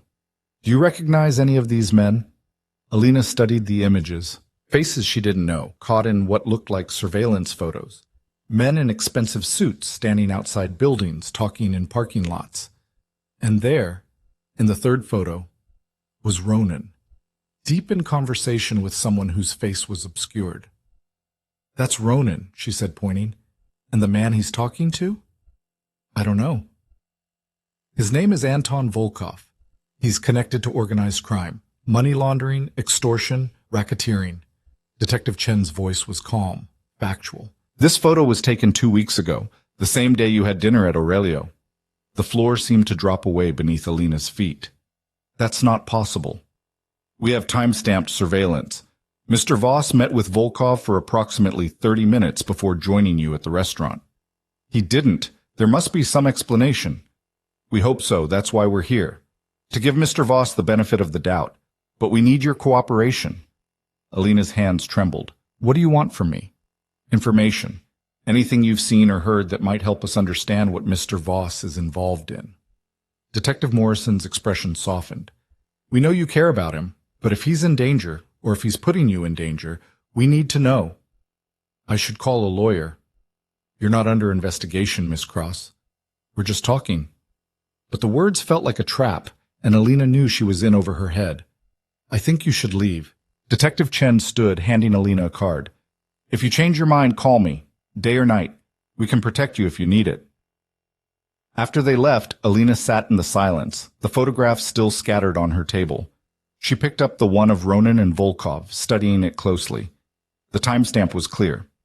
The location was confirmed, but none of it made sense with the man she knew, unless she didn't really know him at all. Her phone rang. Ronan. Hey, she answered, her voice hollow. I heard the police were at your apartment. Are you okay? Did they hurt you? How did you know they were here? A pause. I have someone watching your building, for your protection. You have someone watching me? The words came out sharp, angry, without telling me. Alina, after the fire, I couldn't take chances. If someone's targeting me, they might target you. Stop, just stop. She pressed her fingers to her temples. I need you to be honest with me. Who is Anton Volkov? Silence stretched across the line, heavy and damning. How do you know that name? The police showed me photos of you and him, together. Ronan exhaled slowly. It's not what you think. Then what is it? Because right now it looks like you're meeting with criminals while telling me everything is fine. Volkov approached me months ago. Wanted to invest in one of my projects. I turned him down. The meeting you saw was me making it clear he needed to back off. Why didn't you tell me? Because I didn't want you involved in that part of my life. I still don't. Alina laughed bitterly. I'm already involved, Ronan. People are sending me messages. Police are questioning me. Your building burned down. I'm so far involved that I can't see daylight anymore. Then let me pull you out. Come back to my place. We'll figure this out together. No. I need to stay here. I need to think without you next to me, making me feel things that cloud my judgment. Alina, I love you. The words came out broken, raw. I love you, and it's killing me because I don't know if I can trust you. She heard his breath catch. You can trust me. Can I? Because every time I think I understand who you are, something else surfaces.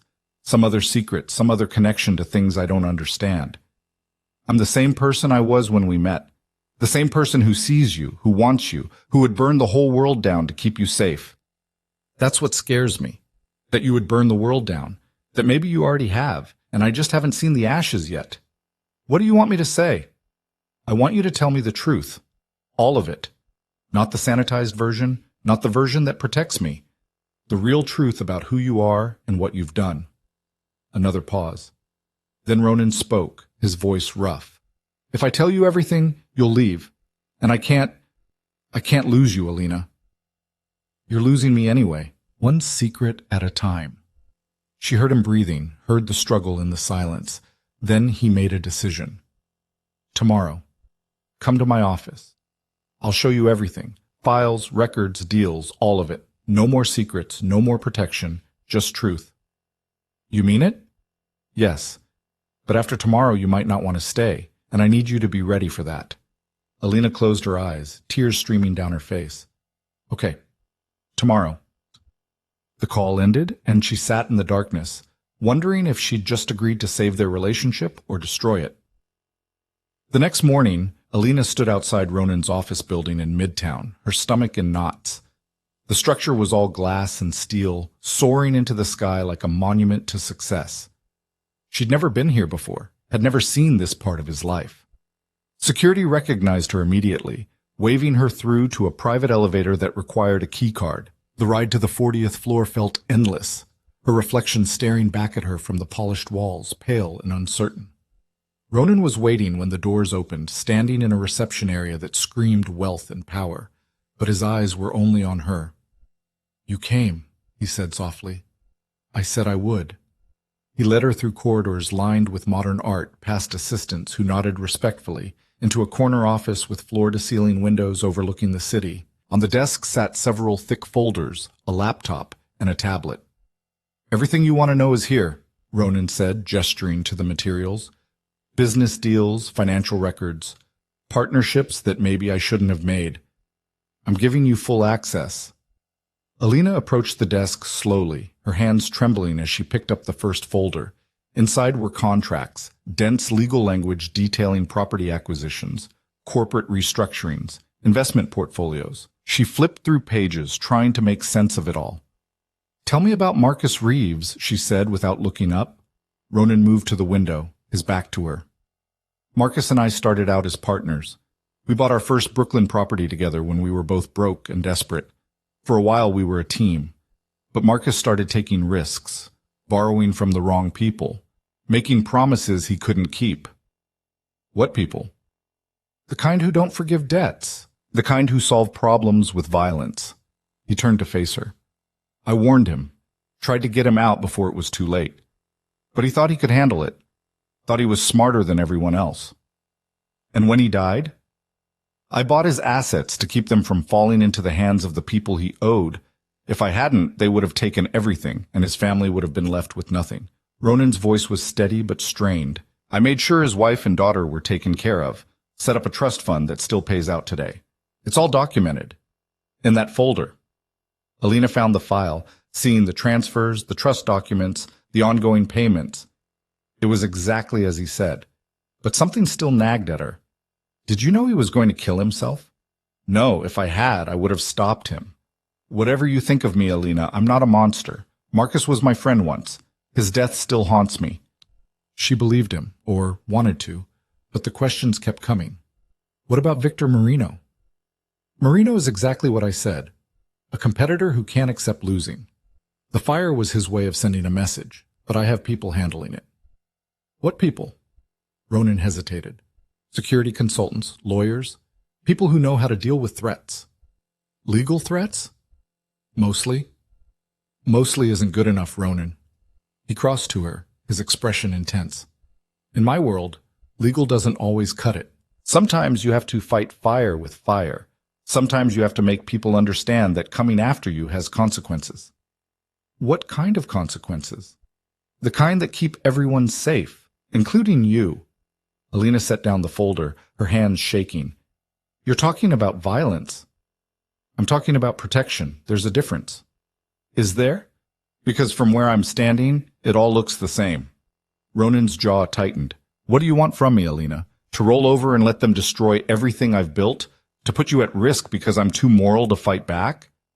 I want you to be someone who doesn't have to fight at all. Someone whose life isn't a war zone." "Then you want someone else. Because this is who I am. This is the life I chose, the battles I fight, the world I live in." His voice broke. "But I'm trying to change. For you. I'm working to clean up the parts of my business that cross lines. I'm cutting ties with people like Volkov. I'm trying to be better." "Trying isn't enough if you're still meeting with criminals." "That meeting was me ending a relationship, not starting one. I told Volkov to stay away from me and my business. That's why he's angry. That's why things are escalating." Alina pressed her hands to her face, overwhelmed. "I don't know how to do this. How to love someone whose life comes with this much danger." "Then don't." The words were harsh, final. "Walk away. Right now. Before it gets worse. Before you're in too deep to escape." She looked up at him, seeing the pain in his eyes, the fear he was trying so hard to hide. And she realized something fundamental. He was giving her an out, pushing her away to protect her, even though it was killing him. "What do you want, Ronan? Not what you think is best for me. What do you want?" His control shattered. "I want you to stay. I want to wake up next to you every morning and fall asleep with you every night. I want to build a life that's clean and safe and normal. I want to be the man you deserve instead of the man I am." His voice dropped to a whisper. "But I can't promise you won't get hurt. I can't promise this will be easy. All I can promise is that I'll fight with everything I have to keep you safe and make you happy." Tears blurred Alina's vision. "What if that's not enough? Then I'll live with losing you. But I'll know I gave you the choice instead of trapping you with lies." The honesty in his voice broke something open inside her. All the fear, all the doubt, it was still there. But so was love. Fierce, terrifying, undeniable love. "I'm not leaving," she said. "Alina, I'm not. But I need you to promise me something. Anything. Promise me you'll really change, not just try, not just talk about it. Actually do it. Walk away from the gray areas. Cut ties with everyone who drags you into darkness. Build something clean, even if it means losing power." Ronan stared at her, the weight of the promise settling over him. "That could take years. I could lose everything. Then we'll build something new, together." He crossed to her, pulling her into his arms, his face buried in her hair. "I don't deserve you." "Probably not, but you're stuck with me anyway." They held each other in the silence, and Alina felt the shift between them. The understanding that this wasn't just about love anymore. It was about choosing each other, consequences and all. Outside the windows, the city stretched endlessly, beautiful and brutal. And somewhere in that vast expanse, threats still lurked, enemies still plotted, darkness still waited. But for now, in this moment, they had each other. And maybe that was enough to face whatever came next. The fragile peace lasted exactly 11 days. Alina had moved back into Ronan's apartment, and they'd fallen into a cautious rhythm. He worked during the day, taking meetings with lawyers and accountants as he began the slow process of restructuring his business. She returned to her design work, though she'd started freelancing from his penthouse, rather than face the whispers at her office. Evenings were theirs, quiet dinners, conversations that stretched into the early hours, the careful reconstruction of trust. But on the 12th day, everything shattered. Alina was alone in the apartment, sketching ideas for a client presentation, when her phone rang. Unknown number. She almost ignored it, but something made her answer. "Hello?" Silence. Then breathing, heavy, deliberate. "Who is this?" Her voice sharpened with fear. "You should have left when you had the chance." The voice was distorted, mechanical, impossible to identify. "Now it's too late."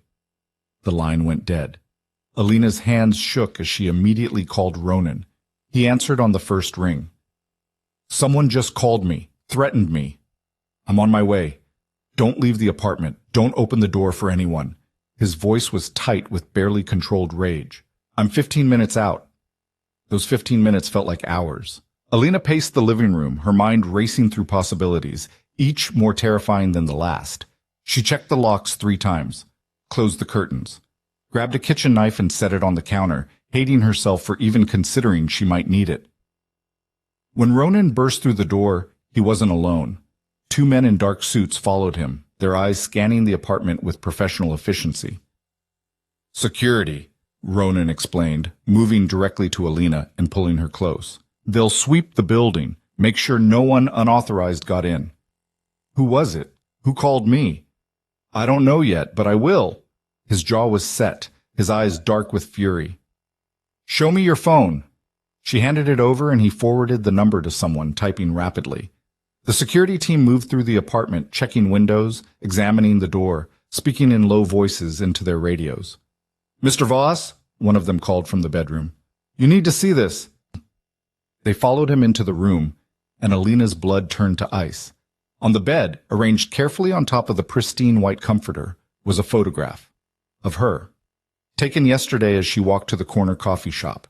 The angle was from across the street, telephoto lens, professional quality. And written across the bottom in red marker were 4 words. "She's easier to reach." Ronan's face went white, then flushed with rage. He grabbed the photo, crushing it in his fist. "Everyone out, now." The security team exchanged glances but obeyed, filing out of the bedroom. Ronan stood frozen, his breathing ragged, his control hanging by a thread. They were in our home, he said quietly, the words dripping with barely contained violence. They broke into our home and left this on our bed. Alina couldn't speak, couldn't move. The violation was complete, absolute. Someone had been here, in their most private space, while they slept, while they lived, while they believed they were safe. Pack a bag, Ronan said suddenly. We're leaving. Where are we going? Somewhere secure. Somewhere I can control every access point. He pulled out his phone, making a call. Marcus, I need the Connecticut house prepared. Full security detail. We're leaving within the hour. Ronan, wait! He turned to her, and the look in his eyes stopped her words. This wasn't the controlled businessman or the passionate lover. This was something else entirely. Something dangerous. They crossed a line, he said, his voice deadly quiet. They made this about you. And now they're going to learn what happens when they threaten what's mine. The possessiveness should have frightened her. Instead, it ignited something primal inside her. Because she was his, and he was hers, and someone had violated that bond. What are you going to do? Whatever it takes. They were in the car within 40 minutes, a convoy of 3 black SUVs speeding north out of the city. Alina sat beside Ronan in the middle vehicle, watching the city disappear behind them. He was on the phone constantly, his voice clipped and commanding, orchestrating something she couldn't fully understand. I want surveillance on every property Marino owns. I want his phone records. I want to know everyone he's talked to in the past month. A pause. I don't care if it's legal. Just do it. Alina's stomach twisted. This was the side of Ronan she'd feared existed. The ruthless operator who bent rules and broke boundaries to get what he wanted. But watching him now, seeing the fierce protectiveness in every word, every gesture, she couldn't bring herself to condemn him, because he was doing this for her. The Connecticut estate was a fortress disguised as a mansion, set on 50 acres of wooded property, surrounded by high walls and monitored by cameras at every angle. It was beautiful and terrifying in equal measure. Armed guards patrolled the perimeter. The house itself was a sprawling modern structure with walls of glass that somehow managed to feel both exposed and impenetrable. This is where you come when you need to disappear? Alina asked as they stepped into the marble foyer. This is where I come when I need to think clearly. Ronan dismissed the security team with a wave, though she noticed they didn't go far. We'll be safe here. No one gets within a mile without me knowing. That night, they sat in the living room, a fire crackling in the massive stone fireplace, the forest dark beyond the windows. Ronan had been on the phone for hours, coordinating, planning, preparing for something Alina could only guess at. When he finally hung up, he looked exhausted. Come here, she said softly. He crossed to the couch, sinking down beside her, his head dropping back against the cushions. Alina moved closer, her hand finding his. Tell me what you're planning. I'm going to end this, once and for all. How? He turned to look at her, his eyes reflecting the firelight. By giving Marino what he wants, the Brooklyn properties, all of them. Alina sat up, shocked. What? Why? Because they're not worth your safety. Nothing is. His hand tightened on hers. I've spent years building an empire. But what's the point if I lose you in the process? Ronan, you can't just give in to him. He'll think he won. He'll keep pushing. Let him think he won. I don't care about pride. I care about keeping you alive. The words landed with devastating sincerity. Alina felt tears prick her eyes. This is your life's work. Everything you've built can be rebuilt. You can't. He pulled her into his arms, his voice breaking. I lost my father to this world, to the pressure and the violence and the endless need to win. I won't lose you too. She buried her face in his chest, feeling the steady beat of his heart. What if giving him the properties isn't enough? What if he wants more? Then I'll give him more. I'll give him everything except you. They sat in the silence, holding each other as the fire burned down to embers, and Alina realized the depth of what he was offering, not just properties or money, but his identity, the empire that defined him. He was willing to walk away from it all, for her. But the universe had other plans. The call came at 2 a.m, Ronan's phone vibrating on the nightstand, pulling them both from restless sleep. He grabbed it, his face hardening as he listened. When? A pause. How bad? Another pause, longer this time. I'll be there in 2 hours. He hung up, already moving toward the closet. What happened? Alina asked, fear spiking through her. Someone torched my office building. The whole 40th floor is gone. Oh my God, was anyone hurt? No, it was after hours. But everything, all my files, records, backups, it's all destroyed. His voice was eerily calm, which somehow made it worse. This wasn't about the properties. This was about destroying me completely. Alina threw back the covers, reaching for her clothes. I'm coming with you. No, you're staying here where it's safe. Ronan, I can't focus on what needs to be done if I'm worried about you. He cupped her face, his expression fierce. Please, stay here. Let me handle this.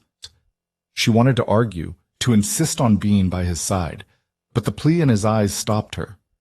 Okay, but you call me, every hour, or I'm getting in a car and coming to find you. Deal. He kissed her hard, desperately, then he was gone, the sound of the SUV's engine fading into the distance. Alina stood at the window, watching the taillights disappear, a terrible certainty settling in her chest. This wasn't over. It was just beginning. The house felt too large without Ronan. Alina tried to sleep but couldn't, her mind spinning with worst-case scenarios. She wandered through the rooms, noting the expensive art, the carefully curated furniture, the complete absence of anything personal. This wasn't a home. It was a hiding place. At 6 a.m., her phone rang. Not Ronan. Maya. Please tell me you're not with him, Maya said without preamble. I'm at his house in Connecticut. What's wrong? What's wrong? Have you seen the news? Ronan's building burned down last night. The FBI is all over it. They're saying it's connected to organized crime. It was Victor Marino. He's trying to destroy Ronan. Or Ronan is involved in something worse than you thought, and it's finally catching up with him. Maya's voice softened. Alina, I love you. You're my best friend, but you need to wake up. This man has dragged you into a war. People are getting hurt. Buildings are burning, and you're hiding in his mansion while he does God knows what in the city. He's protecting me. He's isolating you. There's a difference. A pause. I talked to your mom. She's worried sick. She wants you to come home. You told my mom? Someone had to. You've cut yourself off from everyone who cares about you, your friends, your family, your job. It's all falling apart while you play house with a man who's connected to criminals. Anger flared hot in Alina's chest. You don't know him. You don't understand what we have. You're right. I don't understand how someone I've known for 10 years could lose herself so completely in 3 months. The Alina I know wouldn't hide while buildings burn. She'd demand answers. She'd protect herself. I am protecting myself by trusting the man I love. Love shouldn't feel like this, Alina. It shouldn't be this hard, this dangerous, this consuming. Love should make you stronger, not smaller. The words hit like a physical blow. Because part of Alina knew Maya was right. She had gotten smaller. Her world had shrunk to just Ronan, his problems, his enemies, his solutions. Everything else had faded into background noise. I have to go, she said quietly. Please just think about what I said and call your mom. She deserves to know you're okay. The call ended, and Alina sank onto the couch, Maya's words echoing in her mind. Had she lost herself? Or had she finally found someone worth fighting for? Her phone buzzed with a text from Ronan. Ronan, at the building. FBI wants to talk. Might be a while. Are you okay? Alina, I'm fine. Be careful. Ronan, always. I love you. Alina, I love you too. She stared at the words, feeling the truth of them even as doubt crept in. She did love him, desperately. But was love enough when everything around them was burning? The answer came sooner than she expected. At noon, a car pulled up to the gate. Alina watched through the security camera feed as the driver spoke to the guards, showing identification. A moment later, one of the security team knocked on the door. Miss Cross, there's someone here to see you. Says he's an old friend. Alina's stomach dropped. She had a terrible feeling she knew who it was even before the guard said the name. Lucas Hale, her ex, the man whose public humiliation had started this whole chain of events. What the hell was he doing here? Should I send him away? The guard asked. Every instinct screamed yes, but curiosity and something darker made her hesitate. Let him in, but stay close. Lucas looked different. Thinner, tired, his usual cocky confidence replaced with something that looked like desperation. He stood in the foyer, taking in the opulent surroundings with barely concealed bitterness. Nice place, he said. Quite the upgrade from your old apartment. What do you want, Lucas? To talk, to warn you. He ran a hand through his hair. Can we sit down? Against her better judgment, Alina led him to the living room. She stayed standing, arms crossed, while he perched on the edge of a chair. How did you find me? I've been looking for you for weeks. Your friends wouldn't tell me anything, but I hired someone to track your phone. He must have seen the anger flash across her face because he held up his hands. I know it's creepy, but I needed to talk to you. We have nothing to talk about. We have everything to talk about, starting with the fact that you're in serious danger. Alina's blood went cold. What are you talking about? Lucas leaned forward, his expression grave. I know about Ronan Voss. About his business, his connections, the investigation. I know more than you think. Then you know he's being targeted, that someone is trying to destroy him. Alina, he's not the victim here. Lucas pulled out his phone, scrolling through something before handing it to her. Look at this. On the screen was a document, FBI case file. Heavily redacted, but the visible portions made her stomach turn. References to money laundering, shell corporations, payments to individuals with known criminal connections. And there, throughout the document, was Ronan's name. This isn't real, she said, shoving the phone back at him. Someone faked this to discredit him. It's real. I have a friend at the bureau. They've been investigating Voss for over a year. The warehouse fire, the office building, those weren't attacks on him. They were part of a turf war he's involved in, a war over territory and money and power. You're lying. Why would I lie? Alina, I know I hurt you. I know I was an asshole at your birthday dinner, but I still care about you, and I can't watch you throw your life away for a man who's going to end up in prison, or worse. Alina's hands trembled. Get out. Listen to me. I said get out.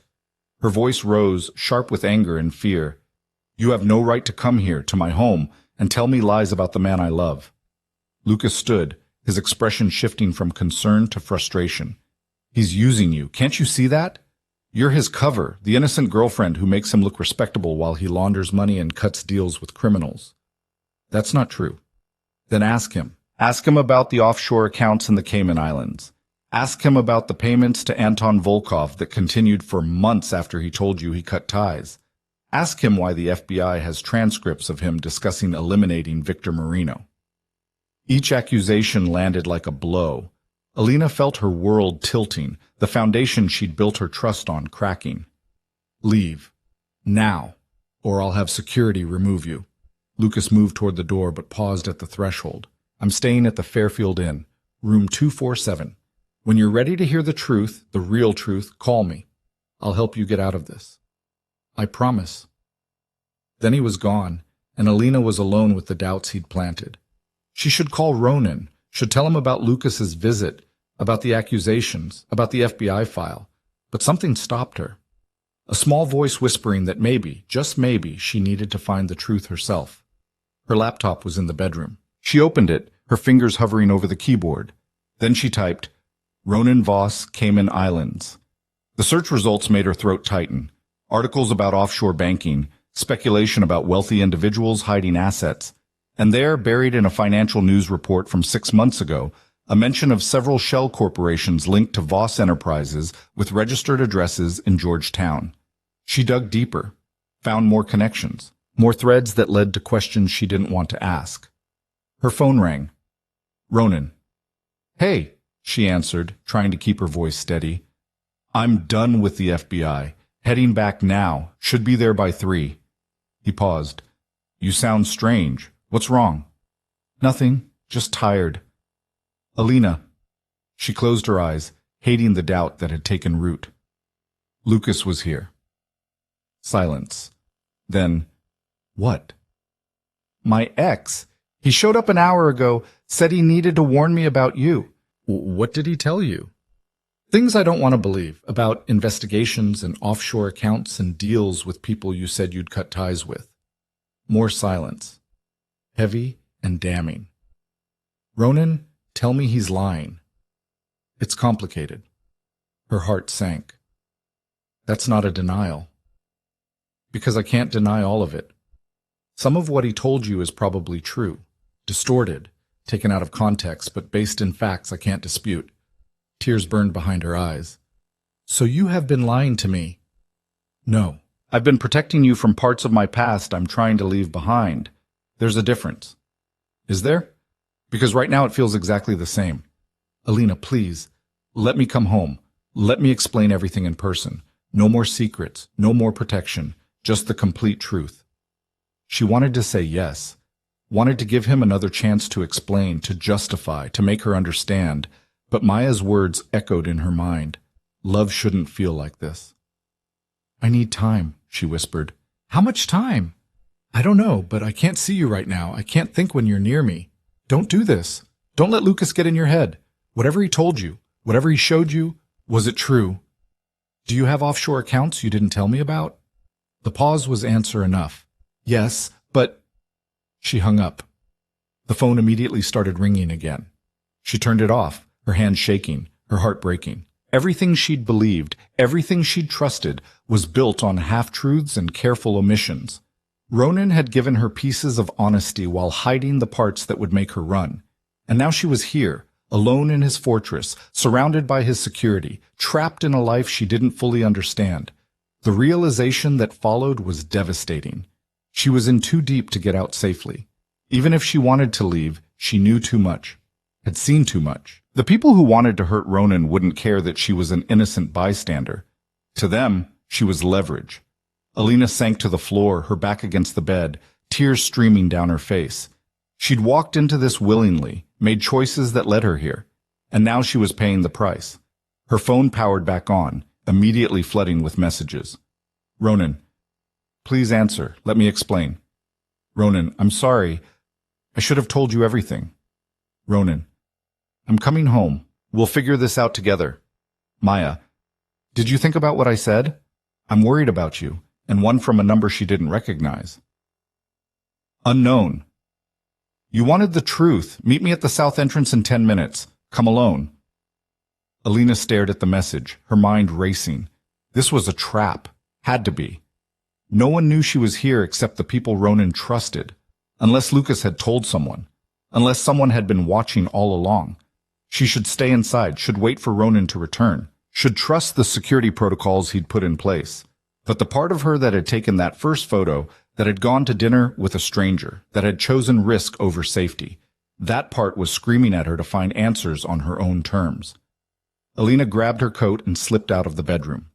The security team was stationed at the front of the house. The south entrance was through the kitchen, a side door that led to the gardens. She made it outside without being seen, the cold air hitting her like a slap. The gardens were pristine, manicured paths winding through winter-bare trees.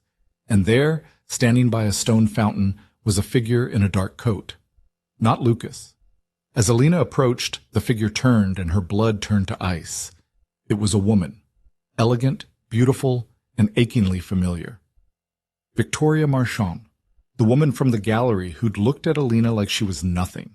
Thank you for coming, Victoria said, her voice smooth as silk. We have so much to discuss. What do you want? To show you who Ronan Voss really is, and why you should have run the moment you had the chance. Victoria pulled out a tablet, tapping the screen before handing it to Alina. The image that appeared made the world tilt beneath her feet. It was a photograph. Ronan and Victoria, clearly intimate, his hand at her waist, her lips at his ear, but it was the date stamp that made Alina's heart stop. 3 weeks ago, while she'd been falling in love with him, while he'd been promising her everything, while she'd been choosing to stay despite all the danger, he'd been with Victoria. That's impossible, Alina whispered, even as the evidence stared back at her. Oh, darling, it's very possible. Ronan and I have history, deep history, and unlike you, I understand who he really is. Victoria's smile was cruel. Did he tell you about me? About how we built this empire together? About how every property he claims as his victory was something we planned in bed? You're lying. Am I? Then why does the photo exist? Why has he been calling me weekly? Why did he have me arrange the offshore accounts Lucas told you about? Alina's legs felt weak. I don't believe you. You don't have to believe me.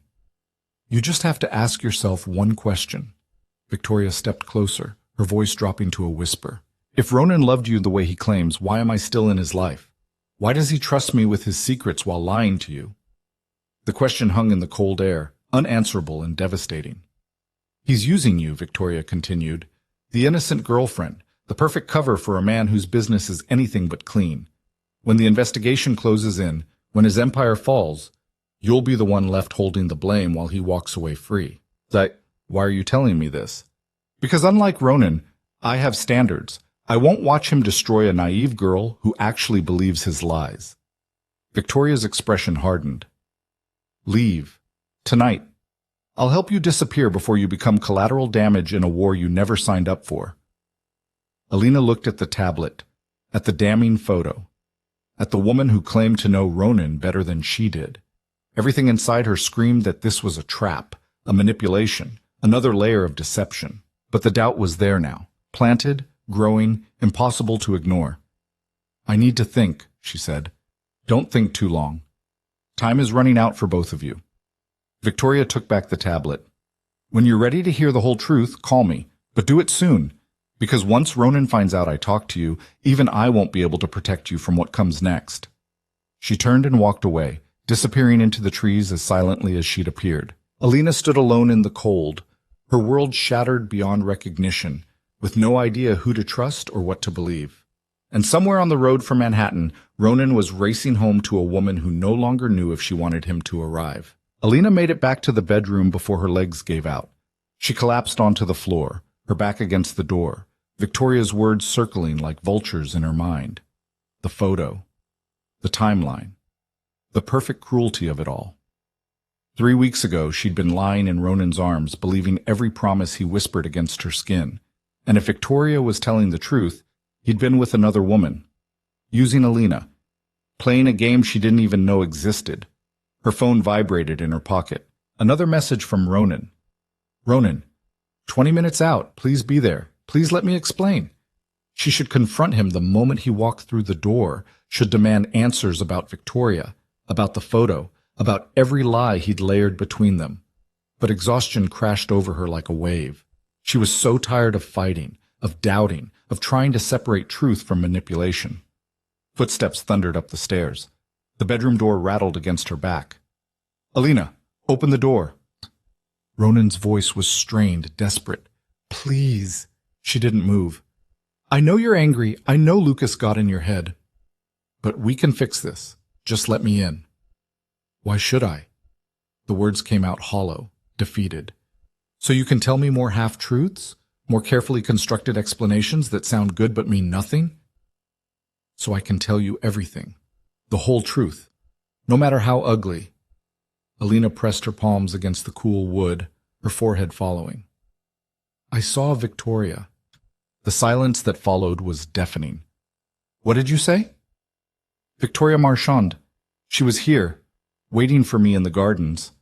Alina's voice cracked. She showed me a photo of the two of you, together, 3 weeks ago. She heard Ronan's sharp intake of breath, felt the door shudder as he leaned against it from the other side.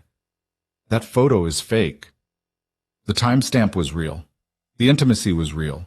She knew things, Ronan, about offshore accounts, about your business, about me being a convenient cover for— Stop. His voice was raw. Just stop. Victoria is Victor Marino's cousin. This is part of their strategy. They're trying to destroy us from the inside because they can't break us any other way. Alina's mind reeled. What?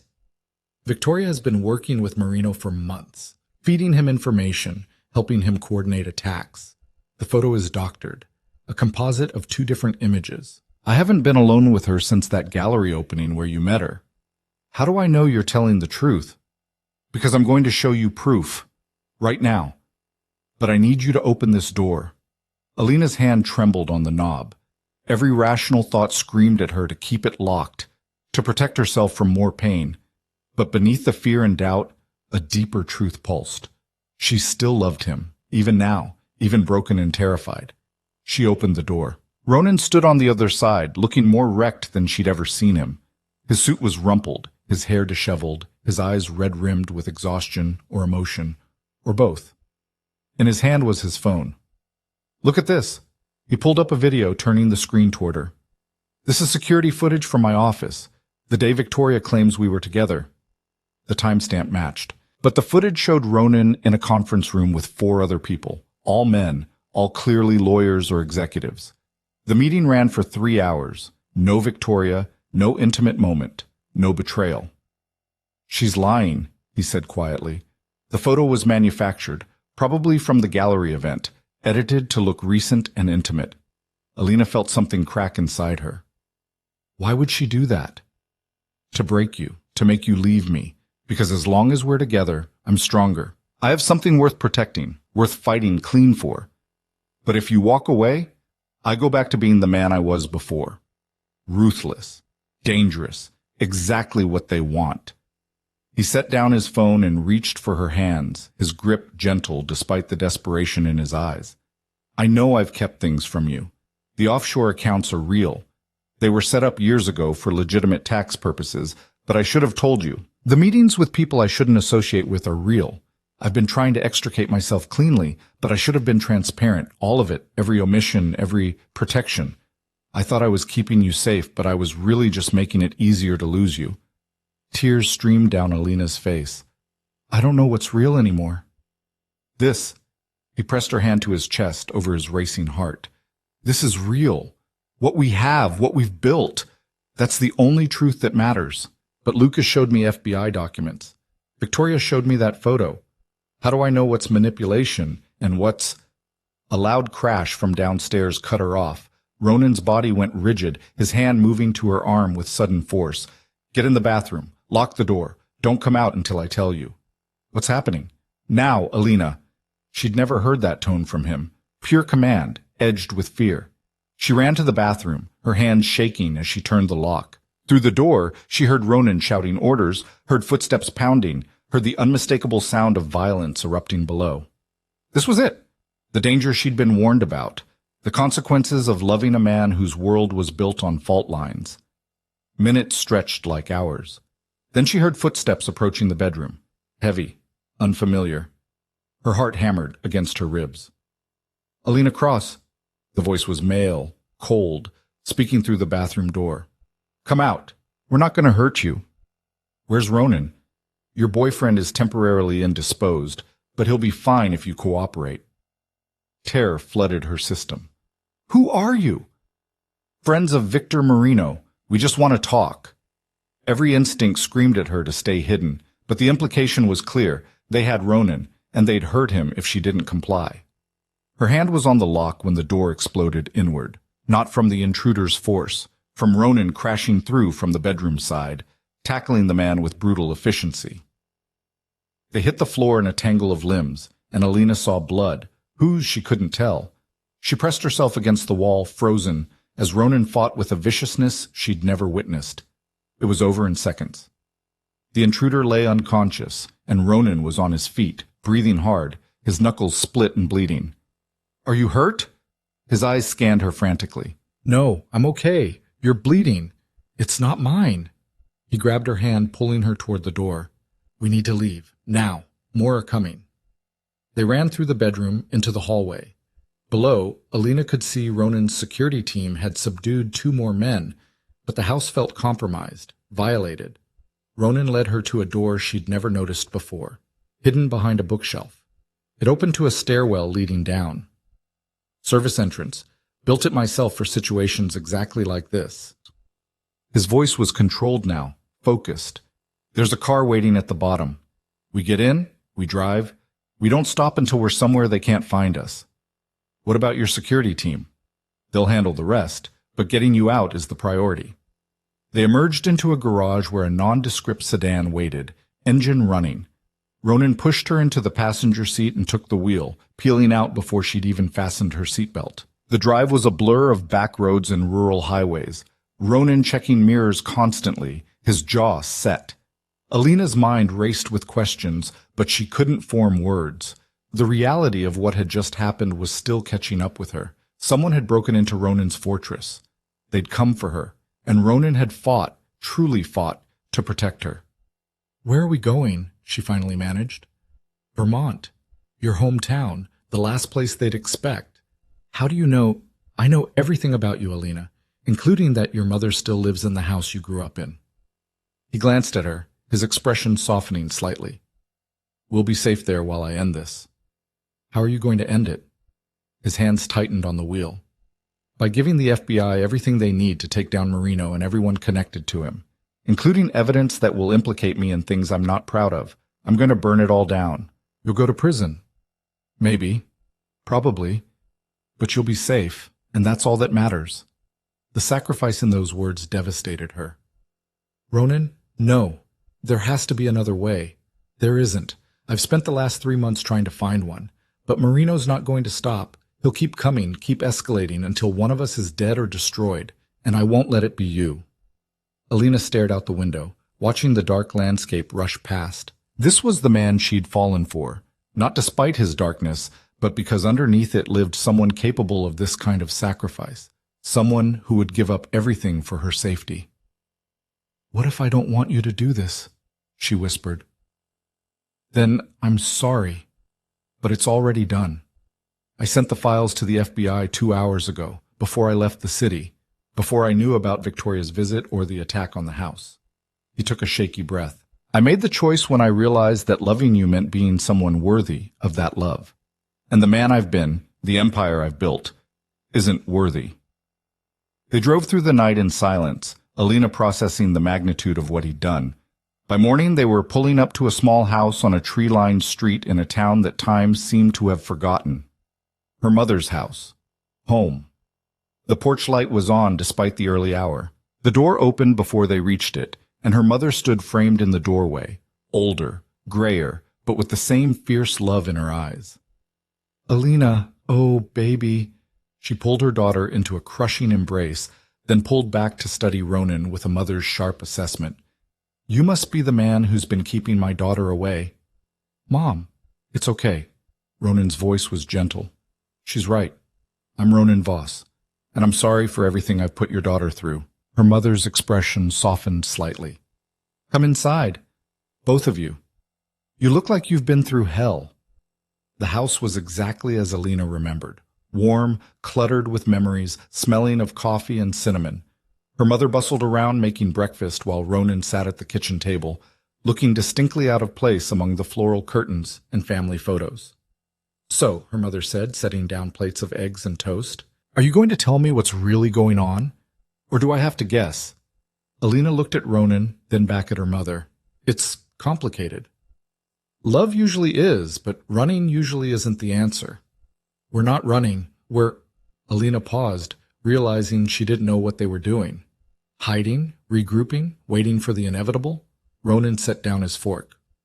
"Mrs. Cross, your daughter got involved with me at a time when my life was complicated and dangerous. I brought her into situations she never should have faced, and now I'm trying to make it right by removing the danger, even if that means removing myself from her life." "That's very noble." Her mother's tone suggested she thought it was anything but. "But does my daughter get a say in this?" "Of course. Because from where I'm sitting, you're making decisions for her instead of with her. And that's not love, Mr. Voss. That's control dressed up as protection." The words landed like a slap. Ronan's face went pale, and Alina saw the truth of it hit him. "You're right," he said quietly. "You're absolutely right." He turned to Alina, his eyes filled with something raw and vulnerable. "I've been so focused on keeping you safe that I never asked what you wanted, what you'd choose if the decision was really yours." Alina's throat tightened. "What I want is impossible. Tell me anyway. I want you, but I want the version of you that's free from all of this. I want us to build something clean and real, without enemies and investigations and violence." She felt tears spilling over. "I want normal, but I want it with you." "Then that's what we'll have." Ronan reached across the table, taking her hands. "I'll testify. I'll cooperate fully with the investigation. I'll serve whatever time they give me. And when I get out, if you'll wait, we'll start over. Build that normal life you deserve." "How long?" His jaw tightened. "Best case, 3 to 5 years. Worst case, 10 to 15. The numbers hit her like physical blows. Years of her life, of their lives, gone. That's not fair to you, he continued, to ask you to put your life on hold for someone who might not. Stop. Alina stood, moving around the table to face him. You don't get to make that choice for me. If I want to wait, I wait. If I want to move on, I move on. But it's my decision.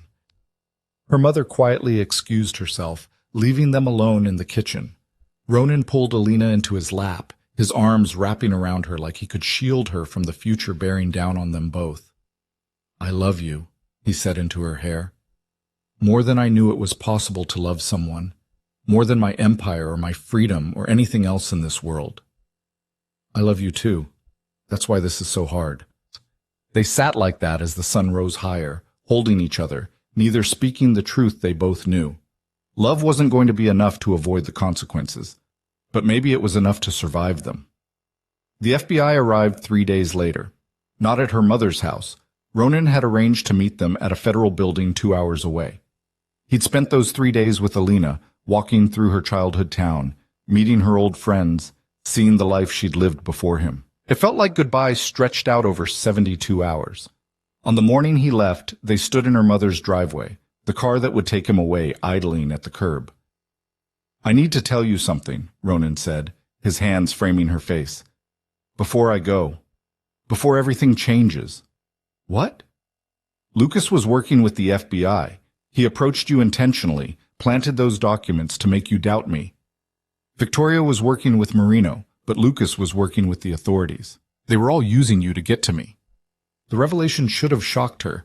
Instead, it just felt like one more betrayal in a long line. How do you know? My lawyer found out yesterday. Lucas had been informing on my activities for months.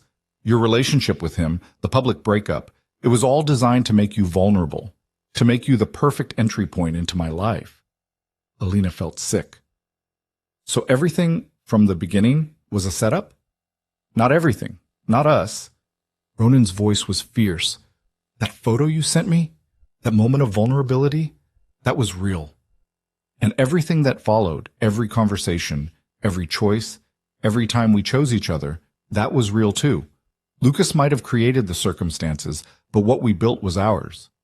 She wanted to believe him, needed to believe that at least some part of this had been genuine. What happens to him? He gets immunity for his cooperation, walks away clean while I face the consequences. Ronan's expression hardened. But he'll never touch you again. I've made sure of that. How? By making it clear that if he ever comes near you, immunity won't protect him from me. His eyes met hers. I'm going to prison, Alina, but I'm not going to be powerless. And I'll spend every day making sure you're safe, even from a cell. The car honked gently, a reminder that time was running out. I don't want to let you go, Alina whispered. Then don't. Not really. Hold on to what we have. Build your life, your photography, everything you've always wanted. And when I get out, we'll see if there's still space for me in that life. There will be. You don't know that. You might meet someone else, someone who can give you the normal you deserve. I don't want normal if it doesn't include you. Ronan kissed her then, deep and desperate, a goodbye and a promise wrapped into one. When they finally broke apart, both had tears on their cheeks. I'll write to you, he said, every day. You don't have to write back. Just know that I'm thinking about you every second. I'll write back. I'll visit. I'll wait. Her voice broke. However long it takes. He pressed one more kiss to her forehead, then walked to the car. At the door he turned back. That photo you sent that started all this? That moment of brave vulnerability? Hold on to that, Alina. That's who you really are. Don't let this steal it from you. Then he was gone, the car disappearing down the tree-lined street, taking her heart with it. The months that followed were the hardest of Alina's life. Ronan was arraigned, charged with conspiracy and financial crimes. The media circus was brutal, photos of her splashed across tabloids, speculation about her involvement, strangers shouting questions at her on the street. But she survived. Moved back to New York, started her own photography business, slowly rebuilt the life that had shattered the night she sent that photo to a stranger. Ronan's trial lasted 3 months. She attended every day, sitting in the back of the courtroom, watching him face the consequences of choices made long before they met. When the verdict came, guilty on 3 counts, sentenced to 7 years with possibility of parole in 5, she didn't cry. She'd cried enough. That night she received a letter, his first from prison. Alina, I know what you're thinking. 7 years is a lifetime. Too long to wait for someone who brought you nothing but pain. And if you decide to walk away, I'll understand. I'll carry our time together as the best thing that ever happened to me, even if it was brief. But if you choose to stay, if you choose to wait, know that I'm using every second of this time to become the man you believed I could be. Clean, honest, worthy of the love you gave me. The investigation revealed everything. Marino is facing charges too. Victoria disappeared. Lucas is in witness protection. But you're safe. That's all that matters to me. I love you. I'll love you every day I'm in here. And if you're there when I get out, I'll spend the rest of my life showing you what that love really means. Yours, Ronan. Alina folded the letter carefully, tucking it into the box where she kept all the pieces of their story. The photo she'd taken that started everything. Restaurant receipts from their early dates. The card from the flowers he'd sent. All the fragments of a love that shouldn't have survived, but somehow still did. She picked up a pen and began to write back. 5 years passed. Alina's photography studio flourished. She exhibited her work in galleries across the city, built a reputation for capturing raw, honest moments, vulnerability transformed into art. She dated briefly, twice, but neither relationship lasted. Her heart belonged to a man behind bars, and no amount of time seemed to change that. She visited Ronan monthly, watched him transform from the hard, guarded man she'd met into someone softer, more open. He earned degrees, led education programs, became a mentor to younger inmates. The empire he'd built was gone, liquidated to pay restitution. But the man who remained was someone she liked better than the one she'd first fallen for. Their letters numbered in the hundreds. Every day without fail he wrote about his day, his thoughts, his dreams for when he got out. And every week she wrote back about her work, her mother's health, the life she was building while waiting for him. Then, on a crisp October morning, her phone rang with a number she didn't recognize. Alina Cross? Yes? This is the New York State Department of Corrections. Ronan Voss has been granted early parole. He's being released next week. Her heart stopped. What? His exemplary behavior and cooperation with ongoing investigations qualified him for early release. He'll be out Friday. Thought you'd want to know. The call ended and Alina sank onto her studio floor, laughter and tears mixing together. 5 years. Not 7. 5 years of waiting, and he was finally coming home. She spent the week preparing, deep-cleaned her apartment, bought new sheets for the bed, cooked and recooked the meals she wanted to serve him, tried on a dozen outfits before settling on something simple, jeans and a sweater. The woman she'd become, not the girl he'd left behind.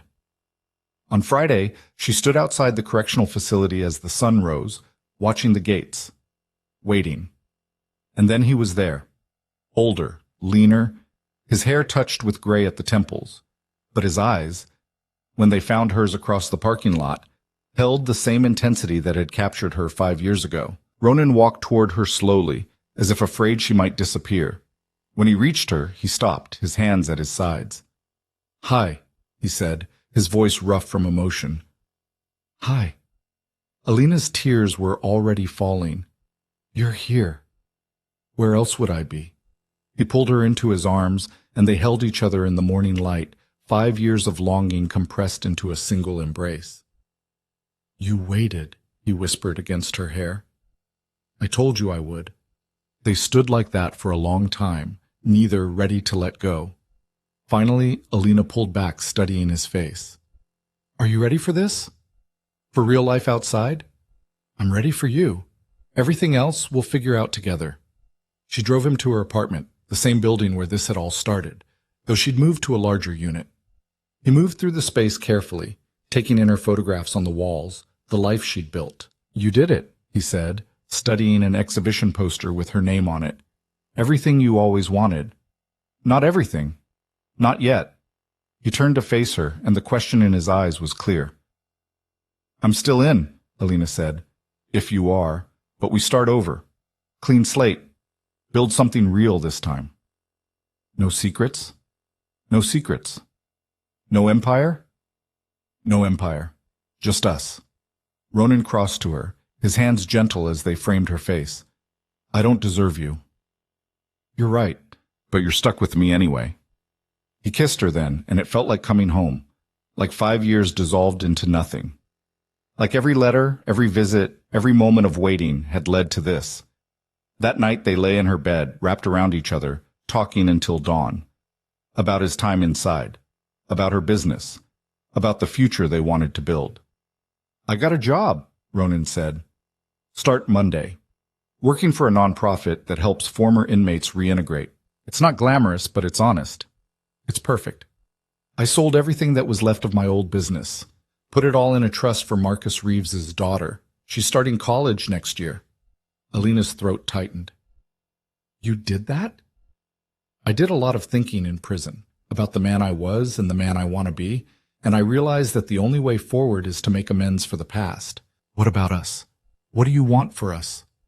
He was quiet for a moment, his fingers tracing patterns on her skin. Then he reached into his pocket, pulling out a small box. I bought this the day before I turned myself in, carried it through processing, through my sentencing, through 5 years inside. They gave it back to me this morning. He opened the box, revealing a simple platinum band with a single diamond. It's not expensive, not like what I would have bought when I had money, but it's honest. And it's real. Alina's breath caught. I know it's fast, Ronan continued. I know we should take time to rebuild, but I've spent 5 years knowing exactly what I want. And it's you. It's always been you. He met her eyes. Alina Cross, will you marry me? She should have said they needed more time, should have suggested waiting until he was more settled, until they'd navigated the challenges of his re-entry. But 5 years of waiting had taught her something essential. Life was short. Love was rare. And when you found both together, you didn't let them slip away. Yes, she whispered. Yes, I'll marry you. He slipped the ring onto her finger, and they kissed in the darkness, sealing a promise that had survived prison and doubt and every obstacle the world had thrown at them. 3 months later, they married in a small ceremony in Vermont, in her mother's garden where she'd first learned what home felt like. No press, no spectacle, just family and friends who'd stood by them through the hardest years. Ronan worked at the nonprofit, slowly building a reputation in a completely different world. Alina's photography career soared, her exhibition of prison portraits, taken during her visits to Ronan, earning critical acclaim and opening conversations about redemption and second chances. They bought a small house in Brooklyn, nothing like the penthouse Ronan had owned before. It had a garden where Alina grew vegetables and a studio where she developed film. They adopted a rescue dog who slept between them at night. It was normal. Beautifully, perfectly normal. 2 years after his release, Alina was preparing for her largest exhibition yet when she found something wedged between old photo negatives. The original image she'd taken that night. The photo that had started everything. She held it up to the light, seeing the woman she'd been, broken, desperate, trying to feel powerful in the aftermath of humiliation. That woman felt like a stranger now. Ronan appeared in the doorway, coffee in hand. What's that? The photo, the one I sent you by mistake. He crossed to her, looking over her shoulder. You've come a long way from that night. We both have. Do you ever regret it? Sending that photo? Everything that followed? Alina thought about the question seriously. About the fear and the danger. About the investigations and the prison visits. About the 5 years they'd lost. No, she said finally. Because it led me to you, and everything we have now, this life, this love, this second chance, it was worth every hard moment. Ronan wrapped his arms around her from behind, his chin resting on her shoulder. That photo showed me something I'd never seen before. Someone brave enough to be vulnerable, strong enough to choose risk over safety. That's who you've always been, Alina. That's who I fell in love with. She leaned back against him, the photo still in her hands. What should I do with it? Keep it, as a reminder of where we started, but maybe also create something new. something that shows where we ended up. That night, Alina set up her camera on a timer. She and Ronan stood in their small kitchen, his arms around her, both smiling. No fear in their eyes, no secrets between them. Just two people who'd found each other in the darkness and fought their way into the light. When the photo developed, she hung it next to the original. Before and after. Broken and whole. Lost and found. 6 months later, Alina discovered she was pregnant. They painted the second bedroom pale yellow, filled it with secondhand furniture and handmade quilts from her mother.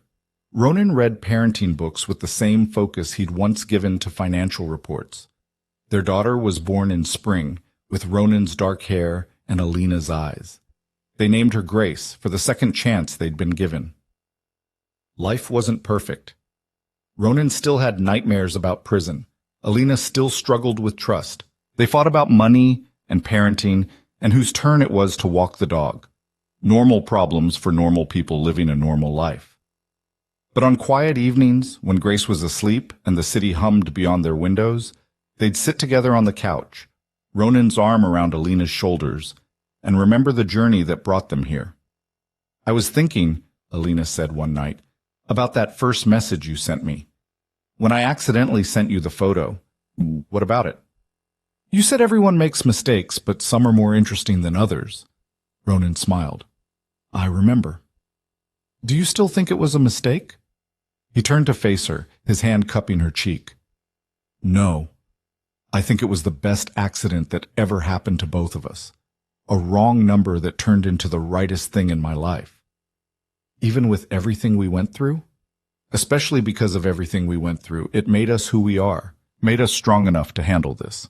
He gestured around their small house, their sleeping daughter, their quiet life. "This is what I was fighting for all along. I just didn't know it until you showed me." Alina kissed him, soft and sweet, a kiss that held years of struggle and love and hard-won peace. That night, as she lay in bed beside her husband, listening to their daughter's soft breathing through the baby monitor, Alina thought about the woman she'd been that night, broken by a public humiliation, desperate to feel powerful, making a reckless choice that would change everything. She'd sent a photo to a stranger, but that stranger had seen past the image to the person beneath, had chosen to know her, challenge her, love her through the worst and best of themselves. What had started as a mistake, a wrong tap on a phone screen, had become the defining choice of her life. Not because it was easy or safe or sensible, but because it was real. And in the end, that was all that mattered. The photo that was never meant to be sent had led her to a man who was never supposed to matter. Together, they'd built a life from the ashes of their worst mistakes. And it was beautiful. Years later, when Grace was old enough to ask about how her parents met, Alina would pull out that first photo, would tell her daughter about a night when the world felt too small and love felt impossible, about a message sent in pain that found a man who saw through the image to the truth beneath. She'd tell her about choices and consequences, about darkness and redemption, about love that survives even when survival seems impossible. And she'd say, with Ronan's hand in hers and a lifetime of evidence behind them, "Sometimes the biggest mistakes lead to the greatest love stories. You just have to be brave enough to see where they lead." Grace would study the photo, then look at her parents, older, grayer, but with eyes that still held the same fierce devotion. "So you're glad you sent it?" she'd ask. Alina would look at Ronan, seeing in his smile the journey they'd traveled together. From a penthouse to a prison, from broken to whole, from strangers to soulmates. "I'm glad I took the risk," she'd answer, "because some risks are worth everything." And in their small Brooklyn house, surrounded by photographs of a life well lived and love hard won, they'd hold each other close. Two people who'd found the extraordinary in an accidental message, who'd chosen each other through fire and fear, who'd proven that even the wrong choice, sent to the wrong number, can lead you exactly where you're meant to be. The end.